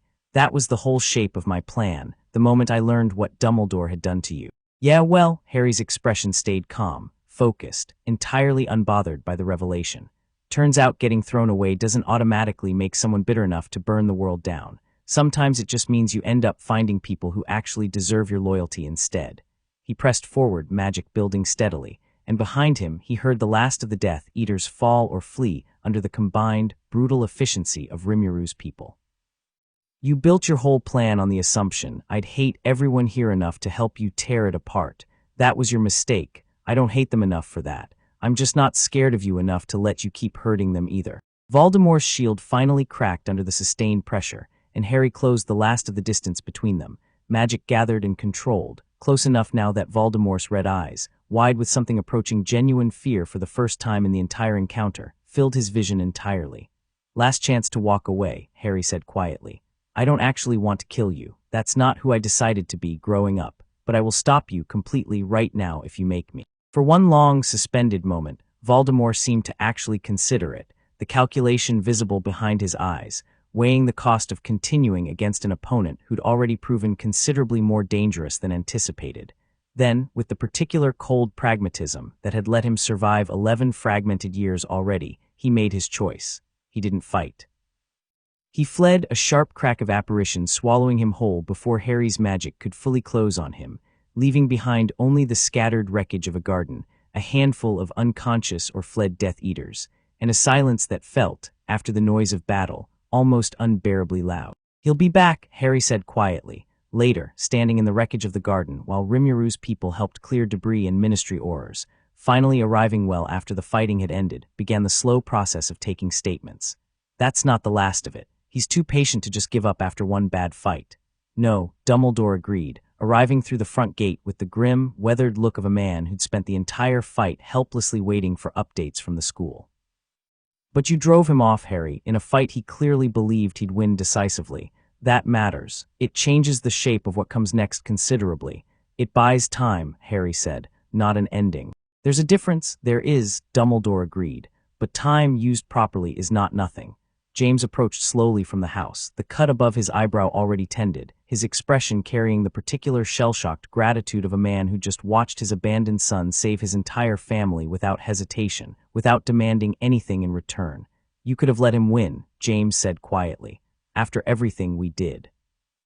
Nobody would have blamed you if you just walked away, let him do whatever he was planning to us. I thought about that actually, Harry admitted, with the same blunt honesty he'd offered his father in the hallway days earlier. For about half a second when I first felt the attack starting. Then I thought about Iris, who didn't do anything wrong, and about you and Mum, who did something terrible but aren't actually monsters, just scared people who made a monstrous choice. And I decided that letting a man like Voldemort win, out of some idea of fairness, wasn't the kind of person I wanted to be. He looked toward the house, where Iris stood in the doorway watching, pale but steady, having clearly refused to be shepherded away from the aftermath.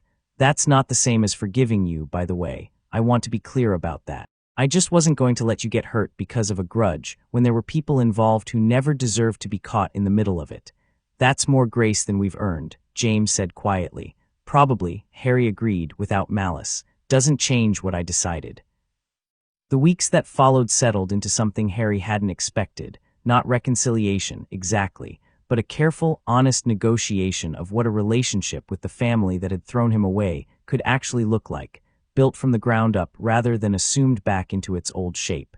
He didn't move back to Wisteria Lane. That was never on the table, not for a single moment, and everyone involved understood it without needing to say so directly. But he agreed, eventually, to visit, carefully, on his own terms, with Rimuru or one of the others accompanying him for the first several trips until the strangeness of it wore down into something more manageable. He and Iris, in particular, found an easier footing than anyone expected, drawn together by the shared, specific experience of having their childhoods shaped by choices neither of them made, and by a fierce, protective loyalty toward each other that had nothing to do with the family drama surrounding them and everything to do with simply, finally, having a sibling.